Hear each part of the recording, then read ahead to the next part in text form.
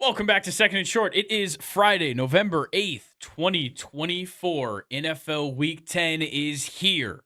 MLB Free Agency is also here. It is underway. We haven't seen any of the top dogs move yet, but that's typically just not how MLB Free Agency goes. We are into our final week before an international break in soccer. So we've got some Premier League fixtures to look forward to this weekend. Ahead of the break as well, some UCL matches to recap before we take a break from UCL play, which will actually go all the way till the last week of November. So we have like 3 weeks off of Champions League. For a couple of weeks, we will. Bummer. I don't know. I don't know what we'll maybe fill that time with. Maybe we won't fill that time. I don't know. We'll Do see. some sporkles, maybe. Yeah, who knows? Who knows? I'm gonna go out. I'm gonna go ahead and get out in front of this for the lava lamp fans of Second and Short. The other day, prior to filming the college football show, I literally had it all set up like on the desk for the college football show. I kicked the cord, and I caught the lava lamp, but the base of the lava lamp fell off of the desk and hit the ground. The inside of the bulb broke. So I'm gonna have to order a new bulb. The lava lamp is okay. We just need a new light bulb. But it is out until further notice. I'm probably going to put it on the IR because I don't plan on buying it. Imagine catching a hot ass lava lamp. It was warm. I'm glad it wasn't hot yet. It was warm. Yeah. Not That's hot yet. some dedication right there. Yeah. You tried. Yeah, I tried. And so we're replacing it with a nice little magnolia and daylily candle. Oh, yeah. There we go. And does it crackle? We got a crackle candle? It's not a great crackle. I'm kind of disappointed. So, look, no free shout-outs, but Woodwick is my favorite brand by far. This is a better Homes and Gardens brand, but it has a wooden wick. Still high quality. It doesn't crackle. Yeah. Or at least not like the Woodwick brand candles. So, it'll Woodwick do. Run you up to like $16. Sometimes more. Yeah, a little more. About 20. Like 23. 20, 25 about. Dude, you know what? I want one of the boat-shaped ones so bad. That's what I was about ready to buy. Drop I was about $25. They're $25. I almost bought one. But I ended up buying this one, which is a relatively big one already. And then I also have, so this one's 13 ounces. The other one I got is 18 ounces. That one's in my bedroom. So much, and it was, I think, $26 total between the two. Yeah. So I got a hell of a deal. And they smell great. Oh, yeah. Smell great. Big candle guy over here. Luke, how you doing today? I've had a pretty good day. Good. The weather hadn't been the best in the past couple days, but at least we finally got rain. But like, I don't know if I can recall a time, obviously living in Georgia my whole life, that we had such a awesome start to fall, because Atlanta didn't get a single drop of rain in October. Yeah. And like all of our days were beautiful for like a whole month, and now we're it's kind of been shit in Georgia. It's just gray. It's like it's been Gray doing and this rainy. for like a week. I'm not really gonna complain that bad. Yeah, but it's sun just, peaked out we were today. coming off of some good weather. Yeah. Yeah, sun started A to little peak bit. out this afternoon, but shit, it's 5:23 right now. The sun's gonna be down in like 20 minutes. Yeah, Sun's I been know. going down real early after daylight savings time this past weekend. It has. It's really thrown off my days. Yeah, Like- and with these gray days, it's black Yeah. at like 6:30. Yeah. Well, it's like last week, on Sunday night right after daylight savings time, like me and Colin were chilling, and I was like, oh, I think I'm like about to go cook dinner. It was like 6:00, and like I looked out the window. I'm like, is it really 6:00? Because it looks like it's 8:00. Like it was so Yeah. like disorienting, but.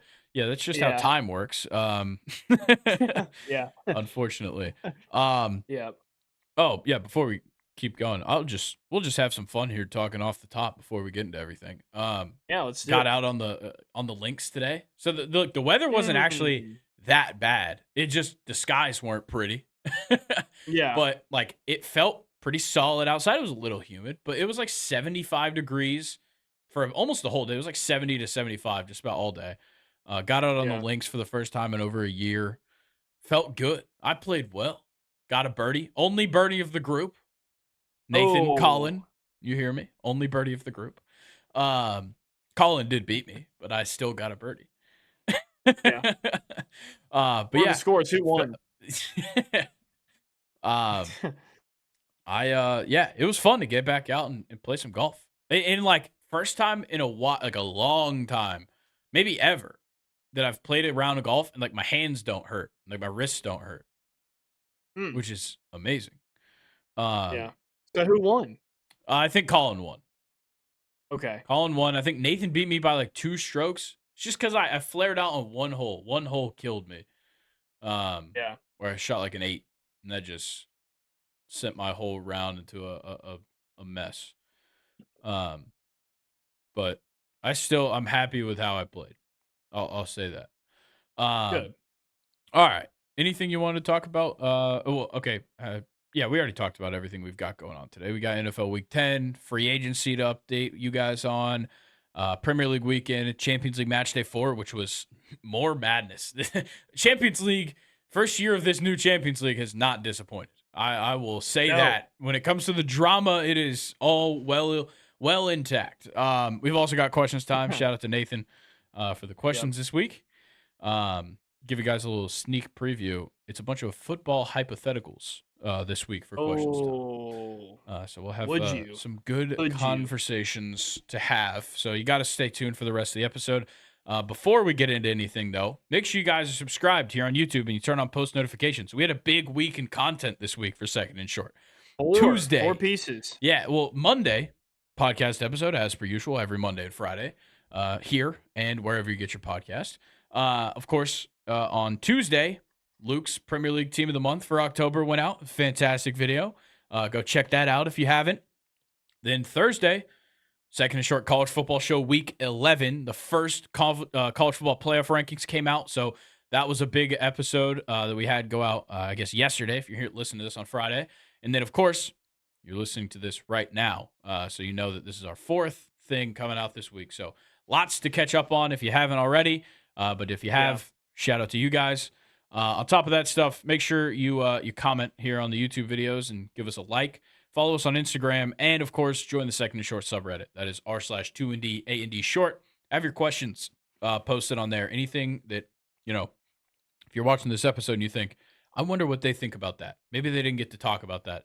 Go ahead, toss the question onto the Reddit, and we will answer them as long as they're submitted by about 4 to 5 p.m. Every Thursday. Luke, you ready to talk about NFL Week 10? Yeah, let's do it. That was a really good intro. I feel fulfilled after that. Yeah. I think we covered all of our bases there, and now it is time to talk about some football. And we'll start. We got a heater. Thursday night football. Y'all have seen probably a good football game, I hope. Yeah, I hope. We're listening to this podcast. We've got Bengals Ravens. The Ravens are a 6.5-point favorite at home. A pretty steep hill there. But I will point out, Bengals still missing T. Higgins. He is out of the lineup this week. The Ravens' newly acquired Tre'Davious White will not be playing. And Isaiah Likely is out as well for the Ravens. I believe we will see Deontay Johnson, but those two not there. Also, Keaton Mitchell was activated this week. I think it's the first time he's going to play healthy this year. Obviously, they have Derrick Henry, but Keaton Mitchell does add a pretty fun running back to this team. Yeah, for sure. Obviously, everybody knows what's happened here. I would like to bring up R.I.P. to Ben Herbstreit, Kirk Herbstreit's dog. Passed away. Yep. Very sad news. Great dog. If you got mad about Ben getting on broadcasts, you're a horrible human being. For sure. Yeah. So, R.I.P. to Ben. I don't know if Kirk is going to be doing the call on Thursday Night Football. If he doesn't, I think everybody would understand why. But nonetheless, R.I.P. Ben Herbstreit. Okay, back to Bengals Ravens. What do we think of the Bengals offense coming into this game? Like, what are we looking for? I don't necessarily know what I'm looking for, but I am not trusting its consistency just yet. I need to see this for, a couple more times before I can believe in them, because Agreed. When Chase Brown isn't going to go for 120 yards again. I don't think he will probably the rest of the season. I wouldn't mind it as a fantasy owner. But I don't want to take anything away from him, though. Great game from him against the Raiders. But still, I mean, this Raiders offense went through 2 quarterbacks this game, and you still gave up 24 points. You're not going to be able to play like that against Baltimore because they're a hell of a lot better defensively than the Raiders are. Yeah. But again, like I know I'm kind of bringing up these like kind of hypothetical situations, but like they still had a great game. Like you cannot take that away from them. Joe Burrow going for 5 touchdowns. Trey Hendrickson, nuclear game. Animal. So I think it's a big game for the Bengals, what they're coming off of. I think ugly parts, but big win for them to build off of. Yeah, I think you could expect points if we're gonna judge off of what we've seen from the Bengals this year and definitely what we've seen from the Ravens. These two teams can both score points, and I know that the Bengals defense is atrocious. But we've also talked about some other teams this year that have bad defenses, and they've stayed in games with the Ravens. So I wouldn't be surprised if the Bengals stay in it, but I would be surprised if they can pull off a close win because of the deficiencies on defense. Yeah, definitely. I think we should. It's our first time seeing Deontay Johnson too, and we don't have any idea how that's going to look with Zay Flowers too. It's going to be ridiculous, especially against a Bengals defense that is certainly hurting in the secondary. But a guy like Cam Taylor-Britt could show off it and do some things. But definitely some matchups to watch out for between wide receivers and corners, especially no Tre'Davious White for the Ravens. You're still going to see what has been a relatively weak secondary from the Ravens, surprisingly, or at least at corner, going up against Jamar Chase and no T. Higgins, but Andre Yosivas has been great in the red zone for them, so we'll see how they use him as well. always good for like 1 reception and a touchdown. Yeah, exactly. He's doing his thing. So we'll have to see, and maybe Chase Brown gets a hold of things again. There's really no telling. Yeah. Last week was great. For sure. And I wanted to just bring up really quickly another outlier that I just saw. Mike Gesicki, 5 receptions, 2 touchdowns. That's not Jamar Chase, 7 receptions on 11 targets. Like, that's not things that happen often. No. And I don't know. Like, I think you're going to have to find more consistent, play from your star guys to come over, a win against Baltimore. Agreed. So, okay, well, let's talk final scores here. Obviously, everybody knows what these scores actually were. But I think I'm going to go with a Ravens win, but I think the Bengals will cover the 6.5 points. I think it's going to be this maybe a weird score, but I'm going to go Ravens 28, Bengals 23. I'm seeing a lot of field goals in my opinion. I'm going to go Ravens 31, Bengals 28, and I'm going to predict a play that's going to happen in this game. Deontay Johnson's going to tip a pass into the air for an interception. He's always good for that. Okay. So, I'm going to make a call as well, but mine's a lot ballsier than yours. I think Derrick Henry's going to throw a touchdown pass. Okay. He does it like once a year. He was doing it with the Titans at least, so maybe Todd Monken wants to pull one of those out. Yeah, we'll see. All right, let's talk about the Munich game over in Germany. No. At Allianz Arena. Giants, 6.5 point favorites playing the Panthers. Aren't we excited? 2-7 squaring off for their third win of the year. Daniel Jones versus Bryce Young. Dude, imagine in 2022, at the end of 2022, if I told you we're going to get a matchup early in the morning in Germany between Bryce Young and Daniel Jones, I would have been so excited. Yeah. I would have been like, right? Oh, you mean Bryce Young that just, he's going to win a natty this year maybe? He didn't, but it never did. Daniel Jones is the best rushing quarterback in the playoffs? Yeah, Vanilla Vic. Like, there would have been some hype there. Now. Yeah. Oh, God. Yeah, the last time the NFL played in Germany, they got Tom Brady. Now look what they have. Yeah. Yeah, something better. It's at the Allianz. It's at a bigger arena, like a bigger deal arena than Frankfurt. No disrespect, but like, definitely they're playing in the cloud. Yeah. Yeah. It looks like a cloud. Yeah, and they sent their worst. The NFL was just like, nah. let's send the shittiest teams we have. Or at least some of them. Bryce Young will remain the starter, in case anybody was wondering. Exciting. So Panthers obviously have been picked apart via the trade market over the past week or so. The trade deadline closed on Tuesday, in case anybody was wondering. We never really talked about that necessarily We talked about it on Monday's episode, but so they gave up Jonathan Mingo, which does nothing. That changes literally nothing. That changes absolutely nothing about this team. But obviously, that's 2 wide receivers that you have let go of, which they had a pretty loaded wide receiver room, not talent-wise, but just people-wise. They had a lot of people in that wide receiver room, so it made sense to continue to make room, especially for a return for Thielen potentially in the next couple weeks. So made sense for the Panthers to maybe cut some dead weight. They still held on to J.C. Horn. He's not going anywhere, unfortunately that was for big. him. I don't know what I would have done if he would have ended up in Baltimore, dude. Oh God. Yeah. I think I can live with Tre'Davious White. J.C. Horn would be too good. Dude, yeah. So let's stop fucking around here. What's going to be the score of this horrendous game? I don't know. I could see big games from Neighbors and Tyrone Tracy. Yeah. So I'm gonna go Giants 27, Panthers 13. Okay, I'm gonna go Giants 24. Just going overseas, nobody really scores points. Giants 24, Panthers 10. Okay.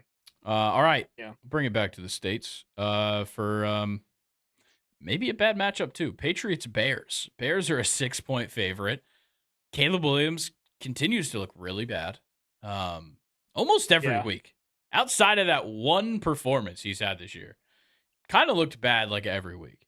On the Patriots side, just a banged up team with very little confidence, I would say. Like, you can be happy about what Drake May has done. I've really liked Drake May. But you could also point the finger at the offensive line that is limiting him from really seeing his potential, I would say. Because, like, he's doing great stuff. But if he had, an extra second in the pocket, there's no telling what he would be capable of right now. Oh, yeah. And I didn't even realize that he went 8 carries for 95 yards. He can run. People never really talked about that while he was at UNC, but he could run. Yeah.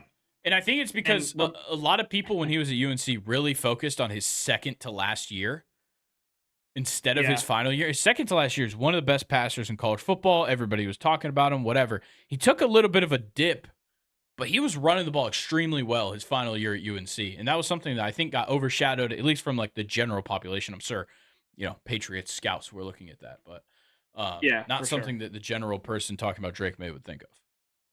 Yeah. But yeah, like on top of the offensive line, there's, no help from the run game. Yeah. And you don't really have like a star wide receiver. And I think Drake May against the Titans had a pretty good spread of just kind of getting it to everybody. Like I think that's very impressive for a rookie quarterback. Just like, Ramondre had 5, Kendrick Bourne had 4, Hunter Henry was 7, Mario Douglas had 7, just like a good spread.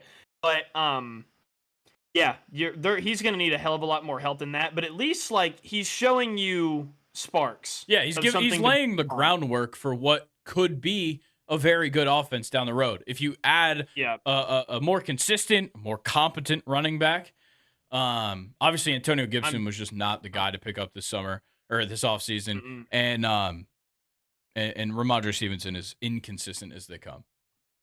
Yeah, for sure. But I do think you're right. He has kind of put something out there for the Patriots to be happy about and look forward to. I will say Kendrick Bourne, first week back, not too bad. Coming back from that ACL tear from last year. He's a guy that could step up and be a really good option at wide receiver. He was a great option last year until he got hurt.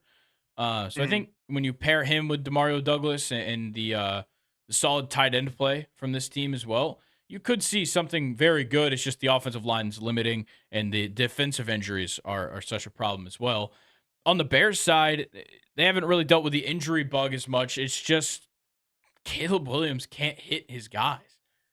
That's the biggest thing that I see. And I do feel bad because I really judge the Bears so much on the eye test, but they're a team where the numbers should look better and the eye test really should look better for how they're playing. Yeah. And if they want to go out and win, they can via their defense. But Caleb Williams has played them out of games a number of times.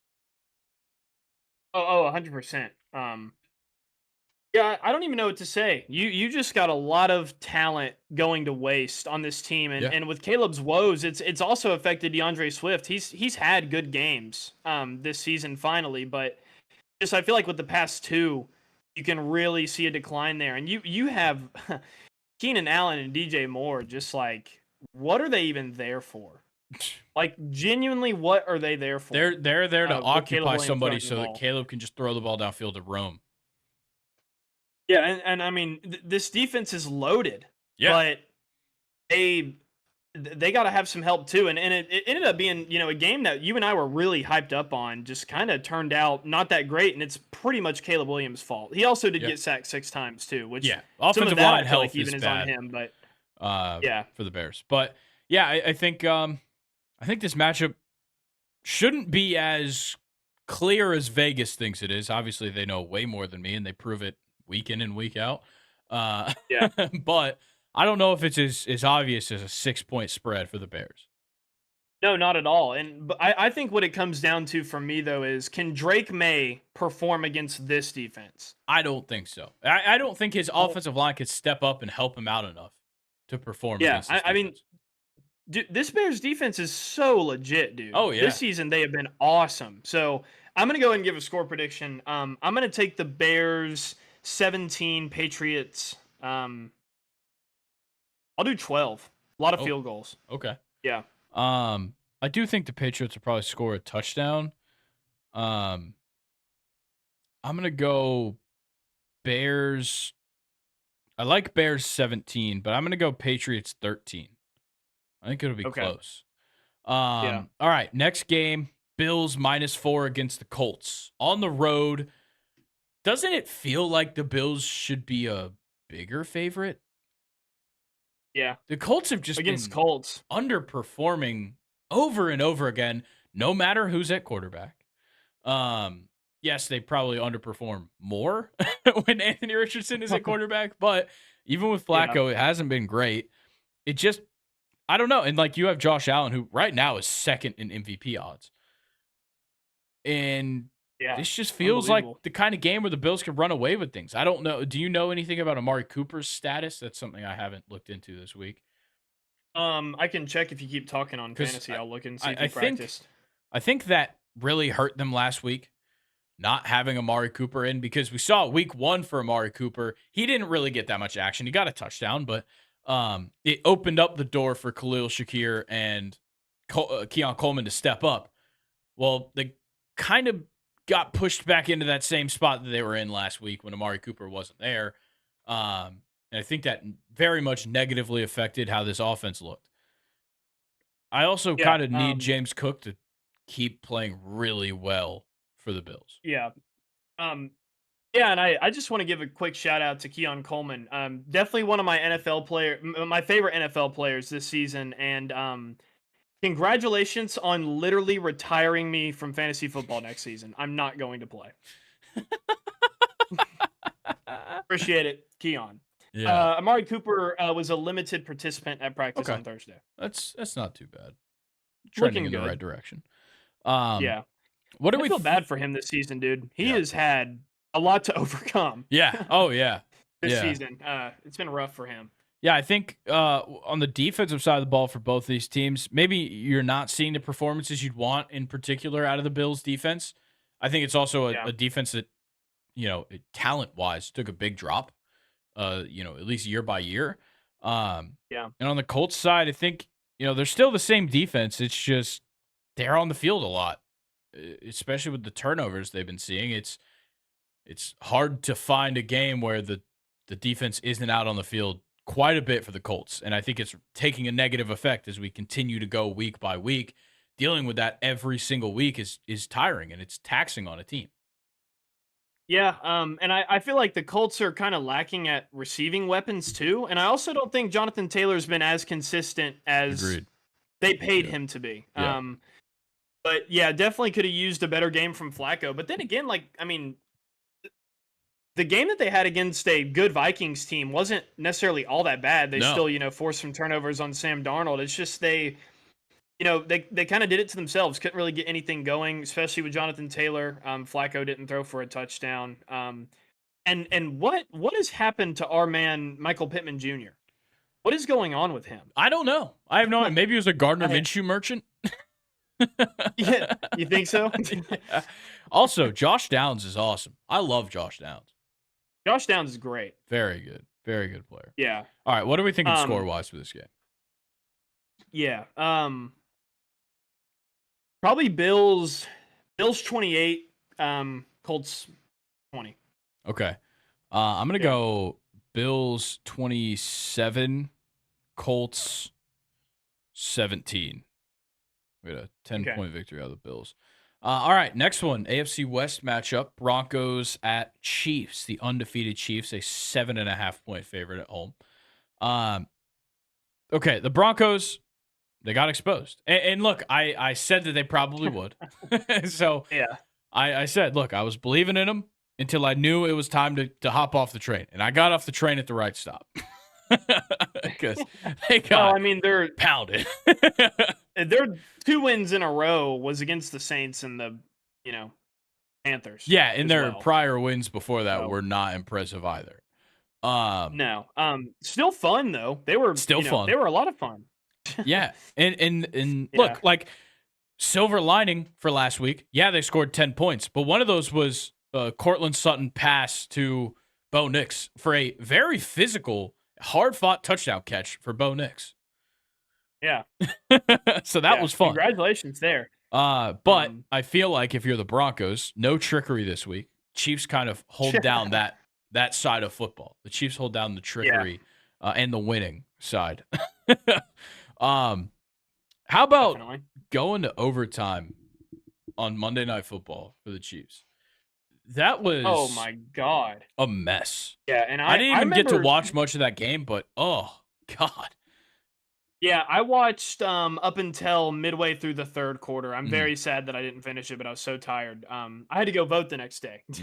But like I remember talking about it last Thursday that the Buccaneers, I feel like healthy, would have had a really good shot against this Chiefs team that's just barely hung on. They're 8-0, undefeated season, but they did it anyway. And that was it was an awesome performance. I enjoyed it. They had no run game and they still kept it within 6 points. Well, yeah, it's like the Bucs, like I don't even think they had Jalen McMillan. It's like you're missing wide receiver 3 as well. It was Sterling Shepard and Cade Otton. That was it. Cade Otton, damn. Yeah, he killed me in fantasy. I had DeAndre Hopkins putting up numbers, but Cade Otton was just matching him. Yeah, how about the legacy game from D-Hop? Great game for D-Hop. Was not expecting that whatsoever out of him, but certainly a hell of a day for him. Can he get involved again this week against the Broncos? Like, if you're the Broncos defensive coordinator, who do you want Pat Surtain shadowing in this game? I would say probably D-Hop, and then see if it can be more communal against Travis Kelce. I think shutting down the receiver is a little bit more important. But then again, it is Travis Kelce, and he was a big part of the offense against the Buccaneers. 16 targets is ridiculous for a tight end. Yeah, unbelievable. Like, insane. Yeah, and then you also throw into you throw into the mix Xavier Worthy is a part of this Chiefs offense as well, and he can get things going at any time. He is electric. Yeah, he's awesome. He's really fun. How about Kareem Hunt scoring that game-winning touchdown? Kareem Hunt, sneaky good year. 5 touchdowns. Oh my god. Yeah, it's ridiculous. He's back home. Yeah, he's getting like just over 4 yards per carry as well. He looks good. Dude, I actually love it because like I really enjoyed him when he got drafted. Like I really liked that Chiefs team. Yeah, that he was a part of. And then one video comes out. You do one bad thing in a hotel lobby, and all of a sudden you're a Cleveland Brown. You went full circle. Yeah, you're a Cleveland Brown. Yeah, you do one bad thing, and you're a Cleveland Brown. Yeah. Then again, him and Chubb were still disgusting together. They were awesome. We can't discredit that. Yeah. I'm going to go ahead and give a score prediction here. I think with the Chiefs hanging on with a hangnail on their undefeated season, I think the Broncos are going to keep it relatively close. And I think this is where I'm comfortable predicting against the Chiefs here. Okay. Yeah. I'm going to go 24-21 Broncos. Wow. Okay. Yeah. I'm going to take the inverse. I'm going to take Chiefs 24, Broncos 21. Chiefs like to keep them close. They've taken, all but like 2 games have come down to like the final 3 drives. Like, it has been so close in every game. I think they keep it close, and they pull out another one. You know what? I may actually revert already. No, man. Stick to your guns. Well, I just thought of we're wrong. Javonte Williams so much. And I know. It doesn't matter. You have Javonte Williams and Jaleel McLaughlin that are going to try to run against that Chiefs defensive line. That is and true. Bo Nix probably cannot. 28-17 Chiefs. Okay. Big switch. Yeah, switch. Big switch. All right. Falcons, Saints. Falcons heading to New Orleans as a 4-point favorite on the road. Derek Carr, not the savior. We already kind of discussed that. Very bad. Saints are in disarray. Dennis Allen was fired this week. Then Marshawn Lattimore got traded. So I'm feeling good, but I know I shouldn't. It's a dangerous thing to do. Yeah. Feel confident as a Falcons fan I learned how to not do that very quickly. I'll say that.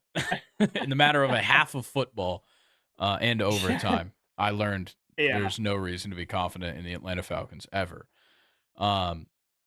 Hopefully Kirk can just demolish this secondary. That's what I'm looking for the Falcons. That's the key to victory here.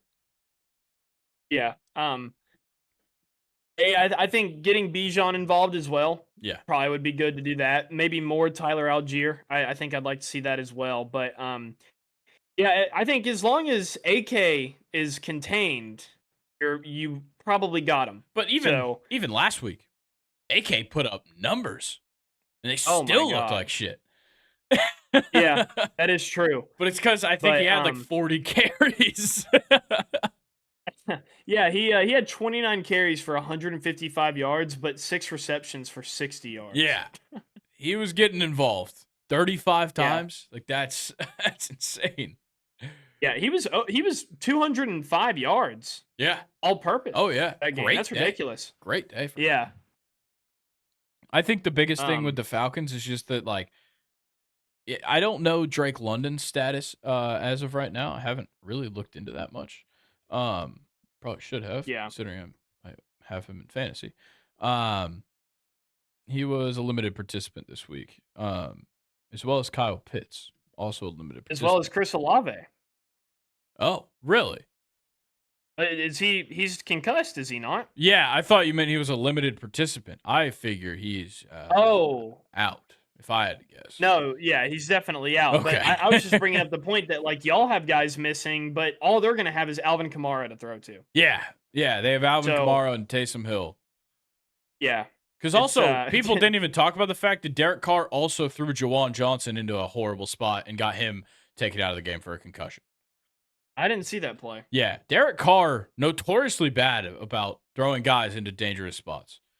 That's what Michael Thomas was lighting him up on Twitter about. Yeah. What did you think about that? I know that you probably already talked about it, but no, we actually didn't. I hate Michael Thomas. Oh. So I love Michael Thomas. Yeah, well, I have a lot of reason to hate him. Yeah. But I also hate every Saint. So that you can't hate Saints Alvin Kamara. Sure can. I sure can. Well, I'm gonna give a score prediction let's do here. Derek Carr is gonna throw probably 2 picks because the Falcons are gonna light him up. He's reckless. He has no receivers. I'm gonna take Atlanta 28, New Orleans 20. Okay. But I feel like it'll feel like, I know it's within 8 points, but it'll feel like a demolition party for the Falcons. Yeah, I think kind of like last week for the Falcons, where like they, or I guess not last week, the week before with the Buccaneers, where like it felt like we were running away with it and we just weren't. Yeah, like the whole game they were still in it.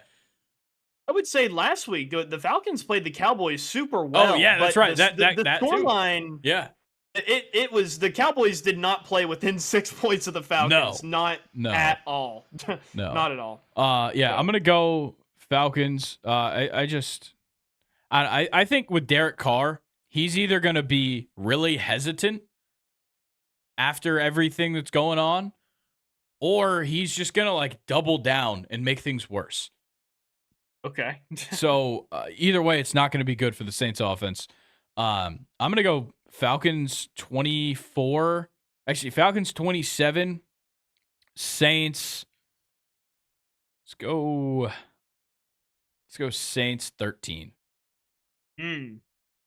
I can't believe in the Saints, and I'm sure that'll come back to bite me in the ass, but we'll see. All right, next game. 49ers, 6-point favorites on the road versus the Buccaneers. Some guys trending in the right direction for the 49ers offense. McCaffrey, Debo, and Juwan Jennings, all limited participants on Wednesday. I haven't seen the Thursday update for those guys just yet. But good signs all around. Jordan Mason, a full participant, so he's going to be out there. What do we think about the 49ers? At 4-4, they're coming off of a bye week, but it feels like they should still be playing much better, but I don't know if they necessarily are. Yeah, they're again like the Buccaneers are still a good team. Yeah, regardless. So I don't know. I definitely think it could get weird for them, even though they're trending in the right direction. And I mean, even in the fourth quarter of their game against the Cowboys, like the Cowboys. And their 14 points in the fourth quarter came in like 4 minutes. They scored like 2 touchdowns. And that's against a really, really highly touted 49ers team. So I don't know. Again, I kind of feel like the Buccaneers have the edge here, especially not coming off of a bye week. Like I feel like the Buccaneers are in a pretty good rhythm, despite that loss against the Chiefs. I feel like that's a pretty good loss. Yeah, to have maybe. I agree. So yeah, I'm kind of leaning towards the Buccaneers here, but I don't know. I'm interested to see how you're kind of viewing this. Yeah, I think the Buccaneers, like you said, they went the distance with the Chiefs. It's a big part of why people should have some confidence in them. I think for the 49ers, it's just volume. The 49ers just kind of operate in volume a lot of the times. And this offense, at multiple points throughout the season, no matter who they were missing, they figured things out, at least on the offensive side. The defense has been questionable. And I think when it comes down to this game, we'll probably see something pretty high scoring. They've got a total of 50.5. It's tied for the second highest of the week at over under 50.5. So, we're going to see offense here. I just think that the Buccaneers don't necessarily have the guys to keep up, considering what the 49ers can bring on defense when they're hot. Buccaneers also haven't necessarily been good at home, 2-3 at home, while the 49ers haven't been very good on the road, 1-2 on the road. So, not sure if that really takes too much into account, but I'm just going to go with the 49ers, mainly because health is kind of the sole purpose. I wouldn't be surprised if the Buccaneers keep it close, but I will go with the 49ers to win. I'll go ahead and give my score prediction as well. I think I'm probably going to go 49ers 21, Buccaneers 17, which is not high scoring now that I'm thinking about it. So I'm actually going to add a touchdown to both teams. 49ers 27. No, 49ers 28, Buccaneers 24. I'm gonna take the Buccaneers 30-23 over the 49ers. Interesting numbers there. 30-23. I like that. All right, let's talk about your Steelers taking on the Commanders. Commanders 2.5-point favorites at home. Very interested to hear your opinions. I'm not gonna lie, I kind of like how we match up against the Commanders. I really do. I think we offer a pass rush that they've never seen before in the NFL. Mike Tomlin is 25-6 against rookie quarterbacks across his career.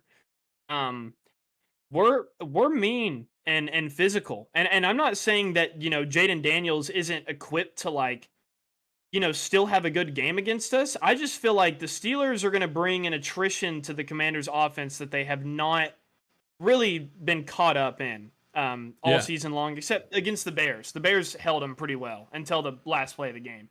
But yeah, I can't really. The Commanders have had a pretty decent run game this year, like with Brian Robinson Jr. kind of coming out of the woodworks. But like, I still think the Steelers are going to have him there.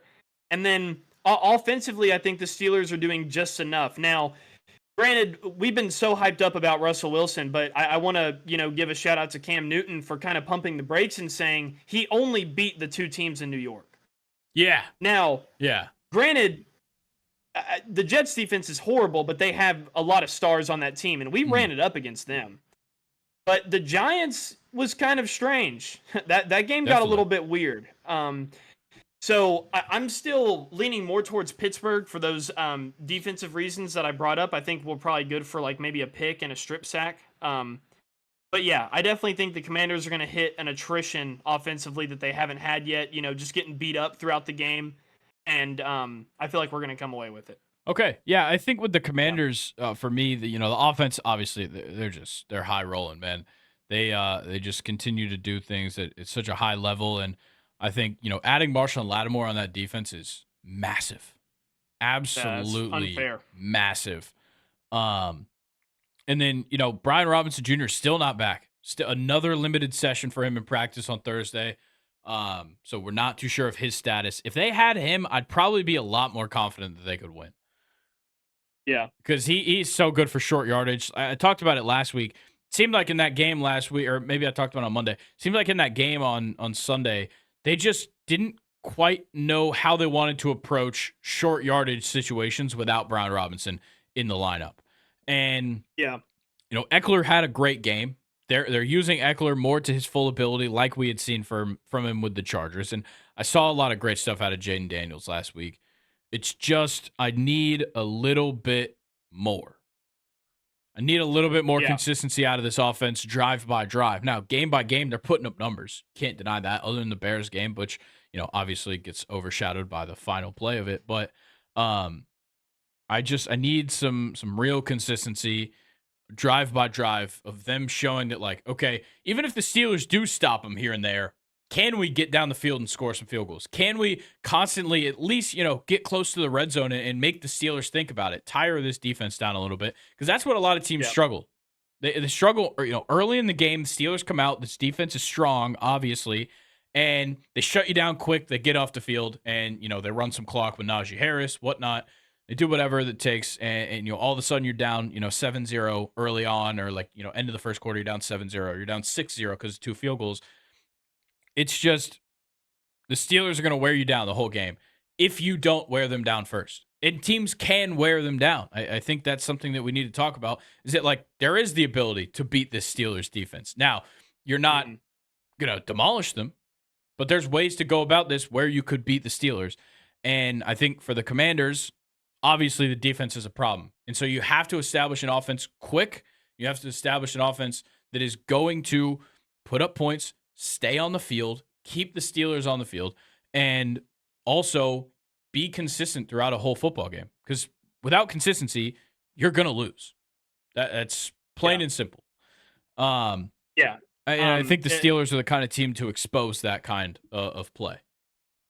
Yeah, we'll definitely see. I also, super excited about Mike Williams. I want to get your opinion on him as well. Preston Smith coming to the team. That's a great move. I think that is a huge move. I think Mike Williams is a much bigger move than Preston Smith. I don't think Mike Williams is going to be as good as we hope. He's better than Von Jefferson. He is much better than Van Jefferson. But I don't know if Mike Williams is necessarily going to be like the guy. He's not going to show up and immediately be like a very good wide receiver to complement George Pickens. No, but I'm excited for him. It's also kind of the first time that George Pickens has ever had like a veteran over him as well, which I'm excited about, and another catch and traffic guy too back in his heyday. So, and I think Najee Harris is also going to keep the Commanders' offense off the ball as well, which is also pretty important with how electric they've been. Definitely. I'm gonna give a score prediction. I'm gonna take the Steelers 24-21. Okay. Yeah. Man, I love the Commanders so much. I'm gonna take the Commanders just to kind of be on the opposite end of this. Um, Okay. and I'm gonna take the Commanders 27-21. Yeah. I just want to also say before we move on, to the Pittsburgh Steelers, this is when we run the gauntlet. So Yeah. now it's time to really dial in. Yeah, you guys are Because 6 shit's wins. about to get crazy. It's 6-2. It's not over with the remaining schedule that you have. We can talk about it real quick, but Commanders, Ravens, Browns, maybe not as much of a problem. At Bengals, Browns again. At Eagles, at Ravens, back-to-back weeks. And then the Chiefs and Bengals come to Acrisure Stadium. That is a horrible 4 games to end the season. All of our divisional games, and then Commanders, Eagles, Chiefs. Yeah. I swear they planned all of you guys' divisional games to be in the second half of the season because of Hard Knocks mid-season. Yeah. Dude, I totally forgot about that. Yeah, that's going to start. I think week 12 is when that starts, I believe. How you feeling about that? Are you going to watch that one? Oh, yeah, definitely. I'll definitely tune in.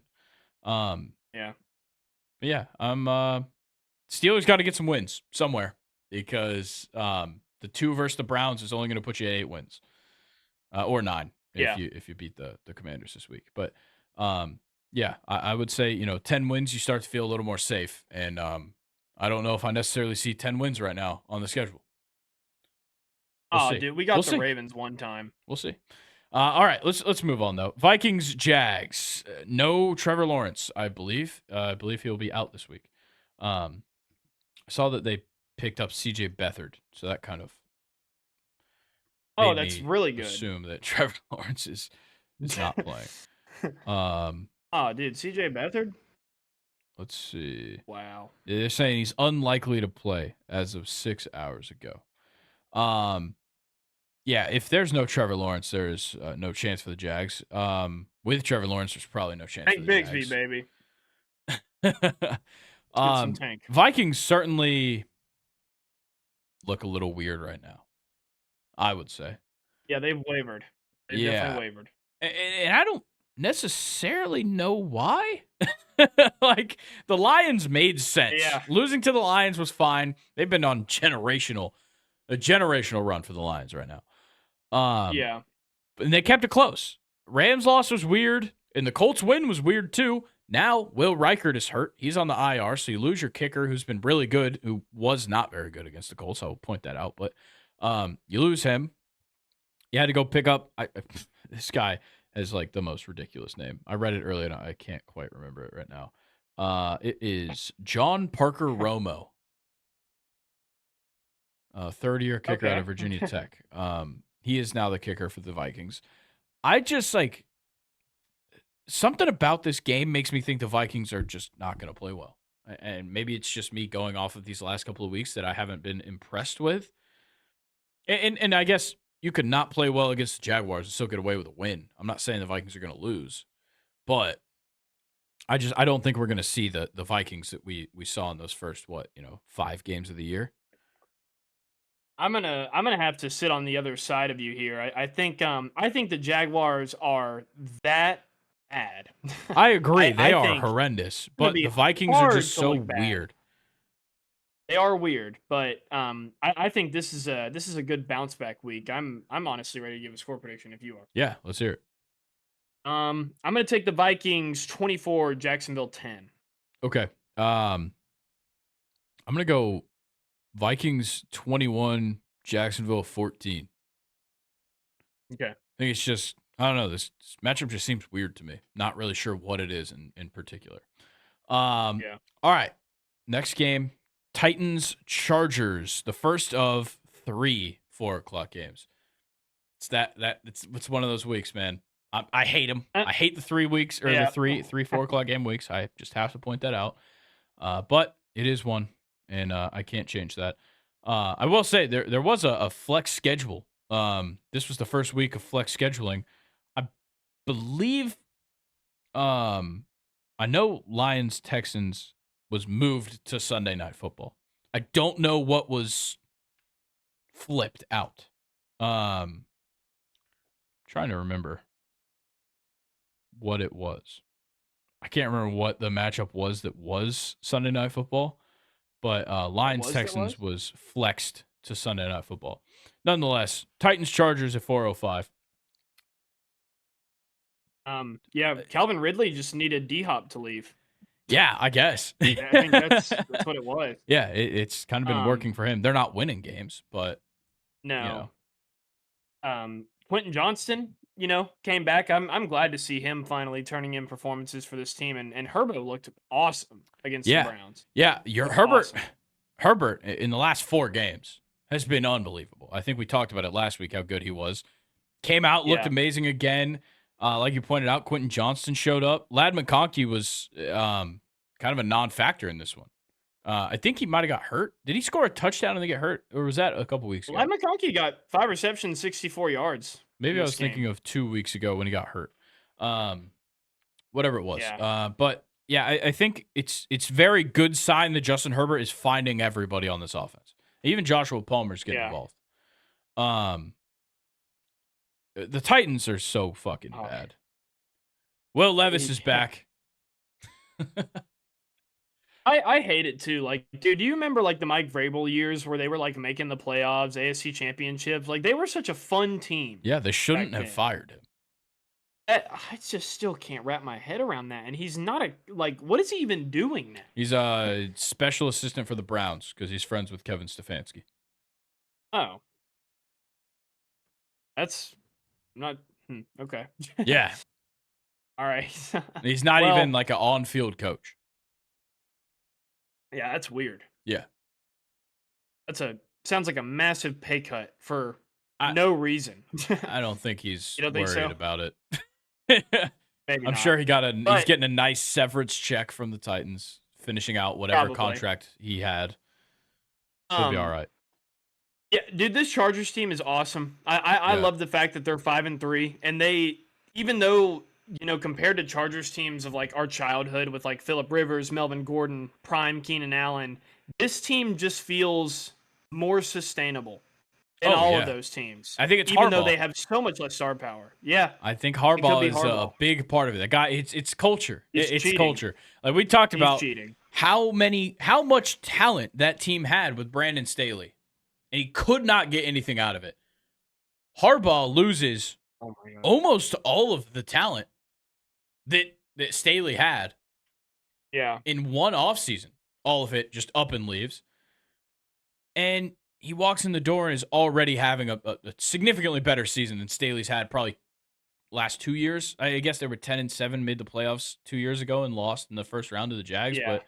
But I think that Jim Harbaugh has just brought a culture to the Chargers. Like the Chargers are perennially a disappointment, and Jim Harbaugh's at least made them fun.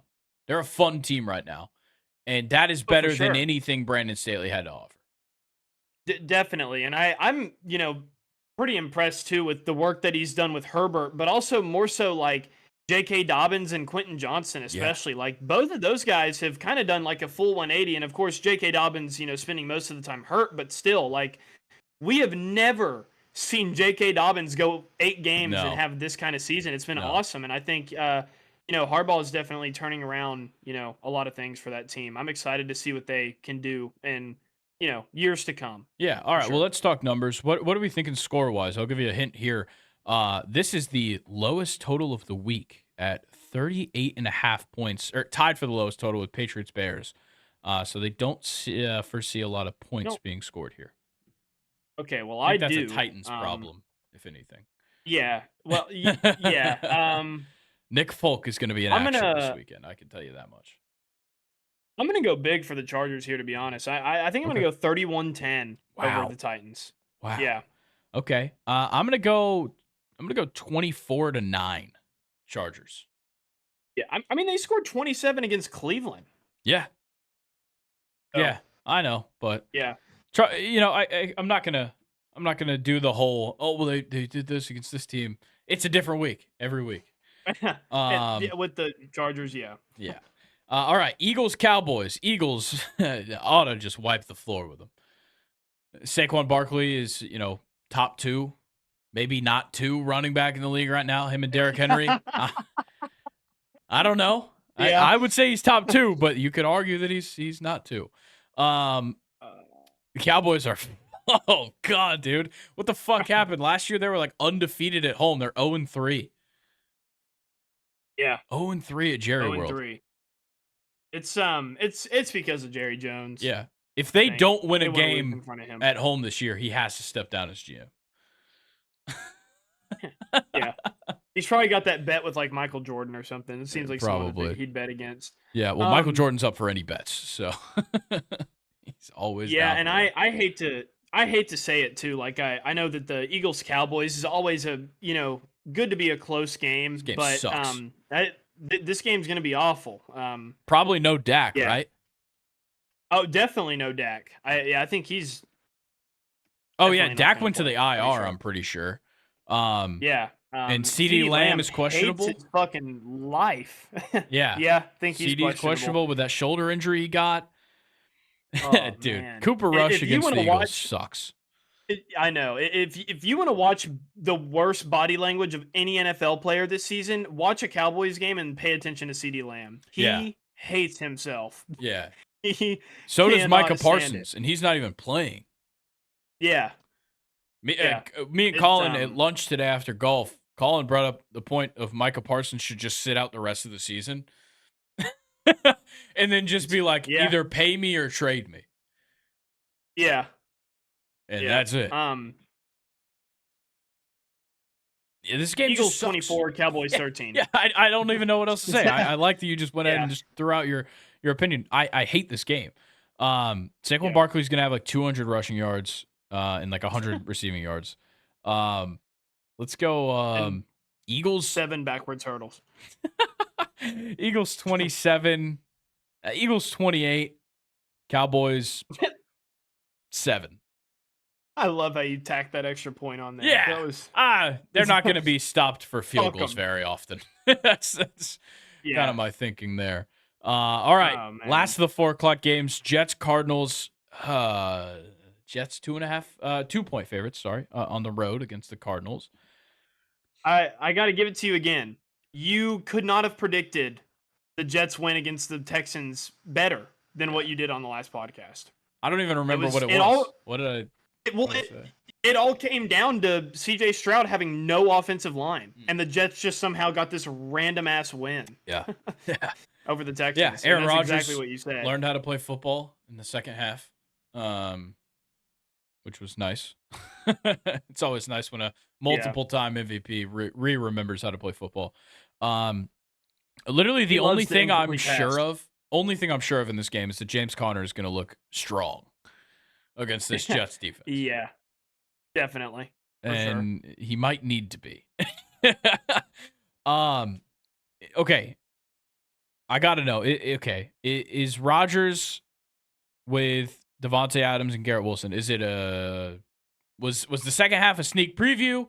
Was the second half like, what we should be ready to see every week? Or was the first half maybe a little more realistic? I think it would be easier to look at it in terms of who they're playing. Yeah. I don't know who the Cardinals have to cover this insane matchup. No one. Between these two. Nobody. And the Texans have guys like Jalen Petrie at safety. Kamari Lassiter's been good. Derek Stingley. Like, they had guys.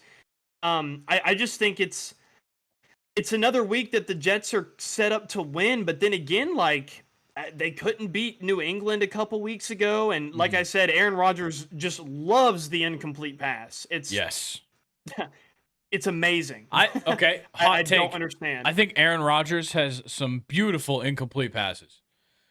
He throws a great incomplete pass. Yeah, it's always that pass where it's like, oh. Yeah, like, he hits like the little 3-step drop, kind of like just flings it down the sideline to somebody, and it just barely passes their outstretched hands. Beautiful. Yeah, he'll thread the needle to like a 68 overall tight end on Madden, and they'll just like not know what the fuck to do with it. Yeah, or like every time he'll put a ball in just like the perfect spot for Devontae Adams, but he just won't get it. Like he just won't quite be there. Exactly. What are we thinking score-wise? This game is super weird to me because I don't know how to feel about the Jets still. Yeah. I think the Cardinals can definitely put up points. I'm going to take the Jets 24, Cardinals 20. Okay. Close game. I'm going to go a little bit lower scoring maybe. I'm going to go Jets 20, Cardinals 14. Okay. I don't know why I'm not hot with the Cardinals offense. I'm not really sure what I think I'm missing out on. I don't know. Maybe I'm not feeling Kyler this week. You're probably missing out on DJ Dallas. Maybe. He's pretty good. Yeah. All right. Sunday night football, Lions, Texans. Okay. Now, I asked this about the Jets. Now I got to ask you about the Texans. Is this a sign of the times for the Texans? Like, are we just talking injuries and inconsistent play on the defense? Is that just going to be the theme, or is that just a one-off? No, I think it's sign of the times. Okay. Personally, yeah. Yeah, I just it's too many weeks in a row. Too many weeks in a row. 11 for 30 for CJ Stroud, and somehow almost threw for 200 yards on only 11 completions, but eight sacks. I mean, what can you do? Well, and like if you go back, 3 weeks to that Packers loss, that's when it started. Obviously, the Vikings game was very telling about the weaknesses of this Texans team when they got totally just stomped. But, honestly, from that game on, it's been pretty telling. 24-20 with the Jags, 23-20 with the Bills. Yeah, you won that game, but it was damn close.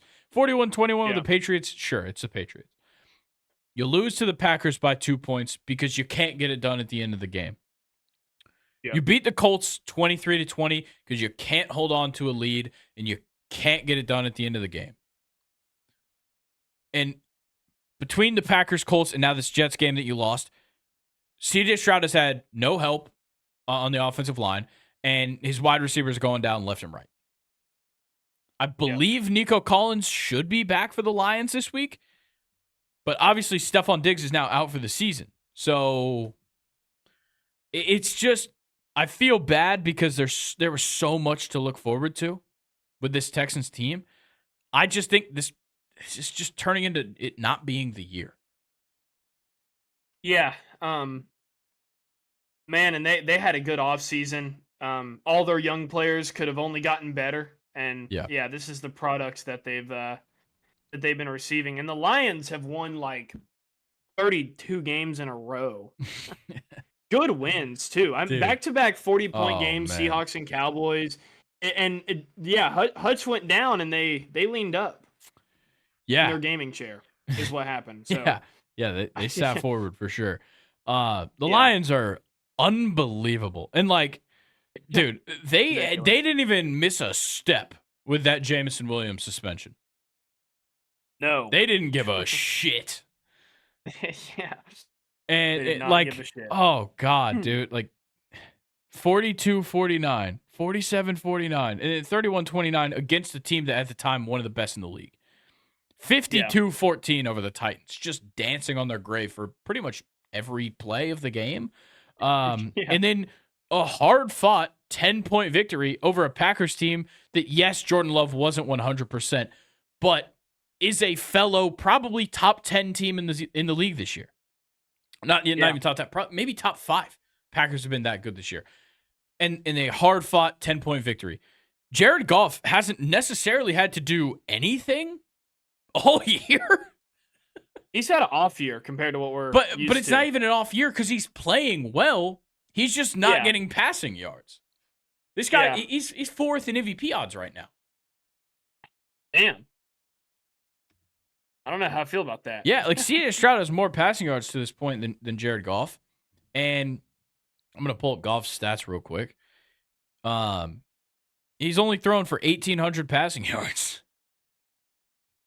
Wow. 17th in the league in passing yards. He's 9th in touchdowns with 14. He's only thrown 4 picks. I mean, that's, not bad at all. Yeah. And on the road, he has been a monster when it comes to the touchdowns. 8 touchdowns, 1 interception on the road. Damn. That's exactly what you need there from your quarterback. I don't know. I don't know how the Texans are going to win this game. I cannot make a case for them to be able to beat how good this Lions team has been, but I wanted to kind of bring up something funny. If the Texans do win this game, how the hell are we going to talk about them next week? Like, what are we even going to say? That's my thing. It's like I almost just want the Lions to win because I don't want to face the conversation of what do we think of the Texans. Yeah, because I'll still feel good about the Lions. Obviously, it'll show us something. If the Texans win, something's going to be exposed in Detroit. Yeah, that's what I will say. But these are two teams that are perfect in these situations. Lions 4-0 on the road, Texans 4-0 at home, and this is just set up to be a close game. This is a Lions team with a depleted defensive line that still can rush the passer against an offensive line that simply just can't block. Crazy enough that they just can't block. Yeah. And then you have, a running back tandem for the Lions that's been unbelievable this season. It doesn't, if Jahmyr Gibbs has an off day, which I don't even think he's had one yet, at least in the running game, he could have an off day. He'll be good in the passing game, and David Montgomery will be there to run for 85 yards, 100 yards, and a touchdown, whatever he wants to do. And then you add on, Amon-Ra St. Brown just doesn't really slow down ever, and he is such a great piece in the red zone for them. Laporta is trending towards kind of returning back to prominence after coming back from the injury. He's been a little bit slow, but he's getting there. On the Texans side, Joe Mixon has been top 5 running back in the league this year. He's been unbelievable, and he just won't stop. It's week after week after week of damn good performances by him. Tank Dell is performing pretty well considering CJ Stroud has no time to throw him the ball. Like, both of these teams are the teams we want to see match up right now because the Texans are really good at just trying to adapt to survive almost at this point. The Lions are just really good at winning and beating the shit out of teams. And these are two teams that I think could pull each other apart and pick out the issues with the other side. And I think this is a matchup that's going to be super telling. It's going to be a super important game. So it's tough to even pick a team here. I think I'm going to go with the Lions just purely based off of history, recent history. And I think the offensive line woes are just going to continue for the Texans. I think that's probably the biggest thing. Yeah. Man, you have no idea how good it feels to have the Bengal alleviated off Joe Mixon's shoulders for me. Yeah. And I can finally talk about him how I've always wanted to. Shout out Joe Mixon, man. What a season. Probably like one of his better seasons of his entire career, coming pretty late in his career as well. And it's new team and everything. He's been really impressive. Give me the Lions 24-17. Okay. I'm going to go Lions 31, Texans 27. Damn. Yeah, pretty high score, but we'll see what happens. Monday Night Football, not quite as excited for this matchup. Dolphins-Rams. Rams a 1-point favorite. It's just something about this game still doesn't feel right. I know, Tua's back and Cooper Kupp is back. Maybe is Puka back on the injured list? I think. Is he already? Well, is he not? I could be wrong. I don't think so. I don't think he is. Oh no, he got ejected. That's what it was. He got ejected last week. What did Puka Nacua do? He threw a punch he's a nice after guy. Fumbling or tipping an interception. He threw a punch. Let him hit each other. It was stupid on his part. I'll say it. Kyron Williams is a dog. Definitely. Devon Achane and Raheem Mostert are getting right back to where they left off last year. They were unfair last year. Yeah. And last week they were unbelievable. But my issues still stand with Dolphins. They can't win games. Even since Tua has been back, they've just lost close games. And they're giving up a ton of points. So many points. Even Tyreek Hill's kind of had a slow start since Tua's been back as well. And I can't believe that Tyreek Hill is on a 2-6 team, and Jalen Waddle looks fucking useless Yeah. the past couple weeks. I mean, it's bad when Odell's getting receptions Yeah. and screen time. Um, yeah, I don't see how the Dolphins win this game. I don't see how they were within 3 to the Bills last week. Yeah, I don't either. I just don't get it. I think it was just Um, offense could keep up. And the thing is if the Dolphins just continue this trend of since Tua and back scoring 27 points, they might win this game. yeah. But Yep. I think the Rams just give themselves such a good shot to win here. Yeah.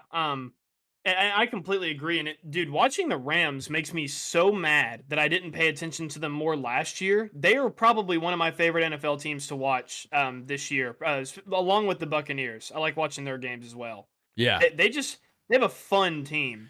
Yeah, I think Jared Verse and his college teammate Braden Fisk. Yeah. Is it Frisk? Yeah. They just have a lot of talent over there. Yeah, they've got a lot of guys that are fun to watch, which is a nice change, especially for that defense after Aaron Donald retired. I think a lot of people were worried. I certainly was that it just would not be as talented of a defense.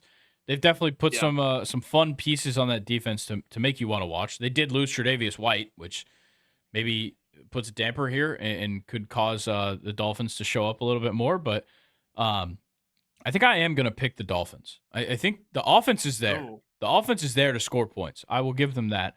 I'm going to take the Dolphins 24-21. 24-21. Okay, I'm going to take the Rams 27-21. Okay. We got 4 teams on bye this week. Browns, Packers, Raiders, Seahawks. Anything we need to hit on for the rest of NFL Week 10? No, I don't think so. I would like to take a break though because my back is on fire. Yeah, we can. We'll take a pause here. I'm like hunched. No, you're good. We'll take a pause here, and we'll be back with MLB Free Agency. All right, we are back. Luke has stretched out his back. He's ready. He's warmed up. He's stretched out for MLB Free Agency. Oh yeah, that sounded a little weird. Okay, well, I hope you're ready because we're starting off with the Yankees. Garrett Cole, this news, me and you already kind of discussed this. Garrett Cole decided to essentially void his opt-out on Monday before free agency opened up. So he's going to stay with the Yankees, but is not adding that 1 year for $36 million onto the tail end of his deal. So he'll just stick with the deal he already had if he hadn't opted out. So kind of weird, I guess. Yeah, really weird. I don't really know what happened there. Something funny about it. Yeah. Oh, yeah. Yeah. Where they were like, it was like, what did he? Garrett Cole, opted out, and the Brian Cashman's like, okay, have fun in free agency, and Garrett Cole's like, but wait, wait, no, you guys were supposed to offer me 1 year. Yeah, and Cash is like, okay, we'll give you what you want, and just pretend like this never happened. Yeah, and that's essentially what happened. So Garrett Cole will remain a Yankee, so you can get rid of that issue already. And I'm happy about that, man. He was awesome in the World Series and all of postseason, really. Yeah, he was great. So. Let's talk about this interesting headline here. Dodgers GM Brandon Gomes. So in case anybody doesn't know, the same time that free agency opens up is when the GM meetings are. So all the general managers get together I think they're in Dallas, maybe, or no, I think that's where winter meetings are. I don't know. They're somewhere. And Dodgers GM Brandon Gomes said at these meetings that they're planning to move Mookie Betts back to the infield next year. Now, they moved him to the infield last year. Then he still ended up getting to right field at some point. Yeah. I think, and I have seen a couple people say this, so it's not an original thought, but I agree with this thought. I'm thinking that this is them trying to open up right field for Juan Soto, but not because they're going to go and get him necessarily. Not because that's like done deal or whatever, but because they need to pitch it to him. They need to say, look, we're already moving Mookie Betts to the infield. Right field is yours. And then they give him $800 million. I think the Yankees should just, send their Italian mafia to intercept that envelope and just shit in the envelope and then send it off to the Dodgers. Maybe. I think that'd be good. That could happen. I don't know if anybody is contacting anyone via envelope at all. Yeah, it's still, It, horses still, do that job. So well, yeah, but that's what also I'm hoping like for. if you could shit in an email, maybe or a phone call with Juan Soto's manager, if you could shit into that, Yeah, that could work. Yeah, I that don't would work. know. I don't know if that's really the case.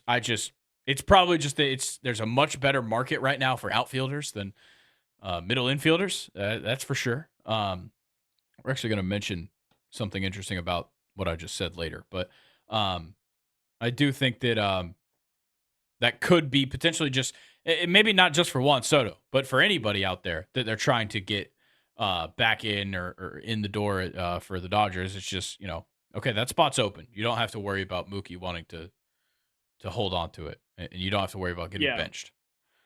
Um, exactly. Yeah. all right, let's talk about this real quick. Japanese superstar pitcher Roki Sasaki. He's like 23 years old.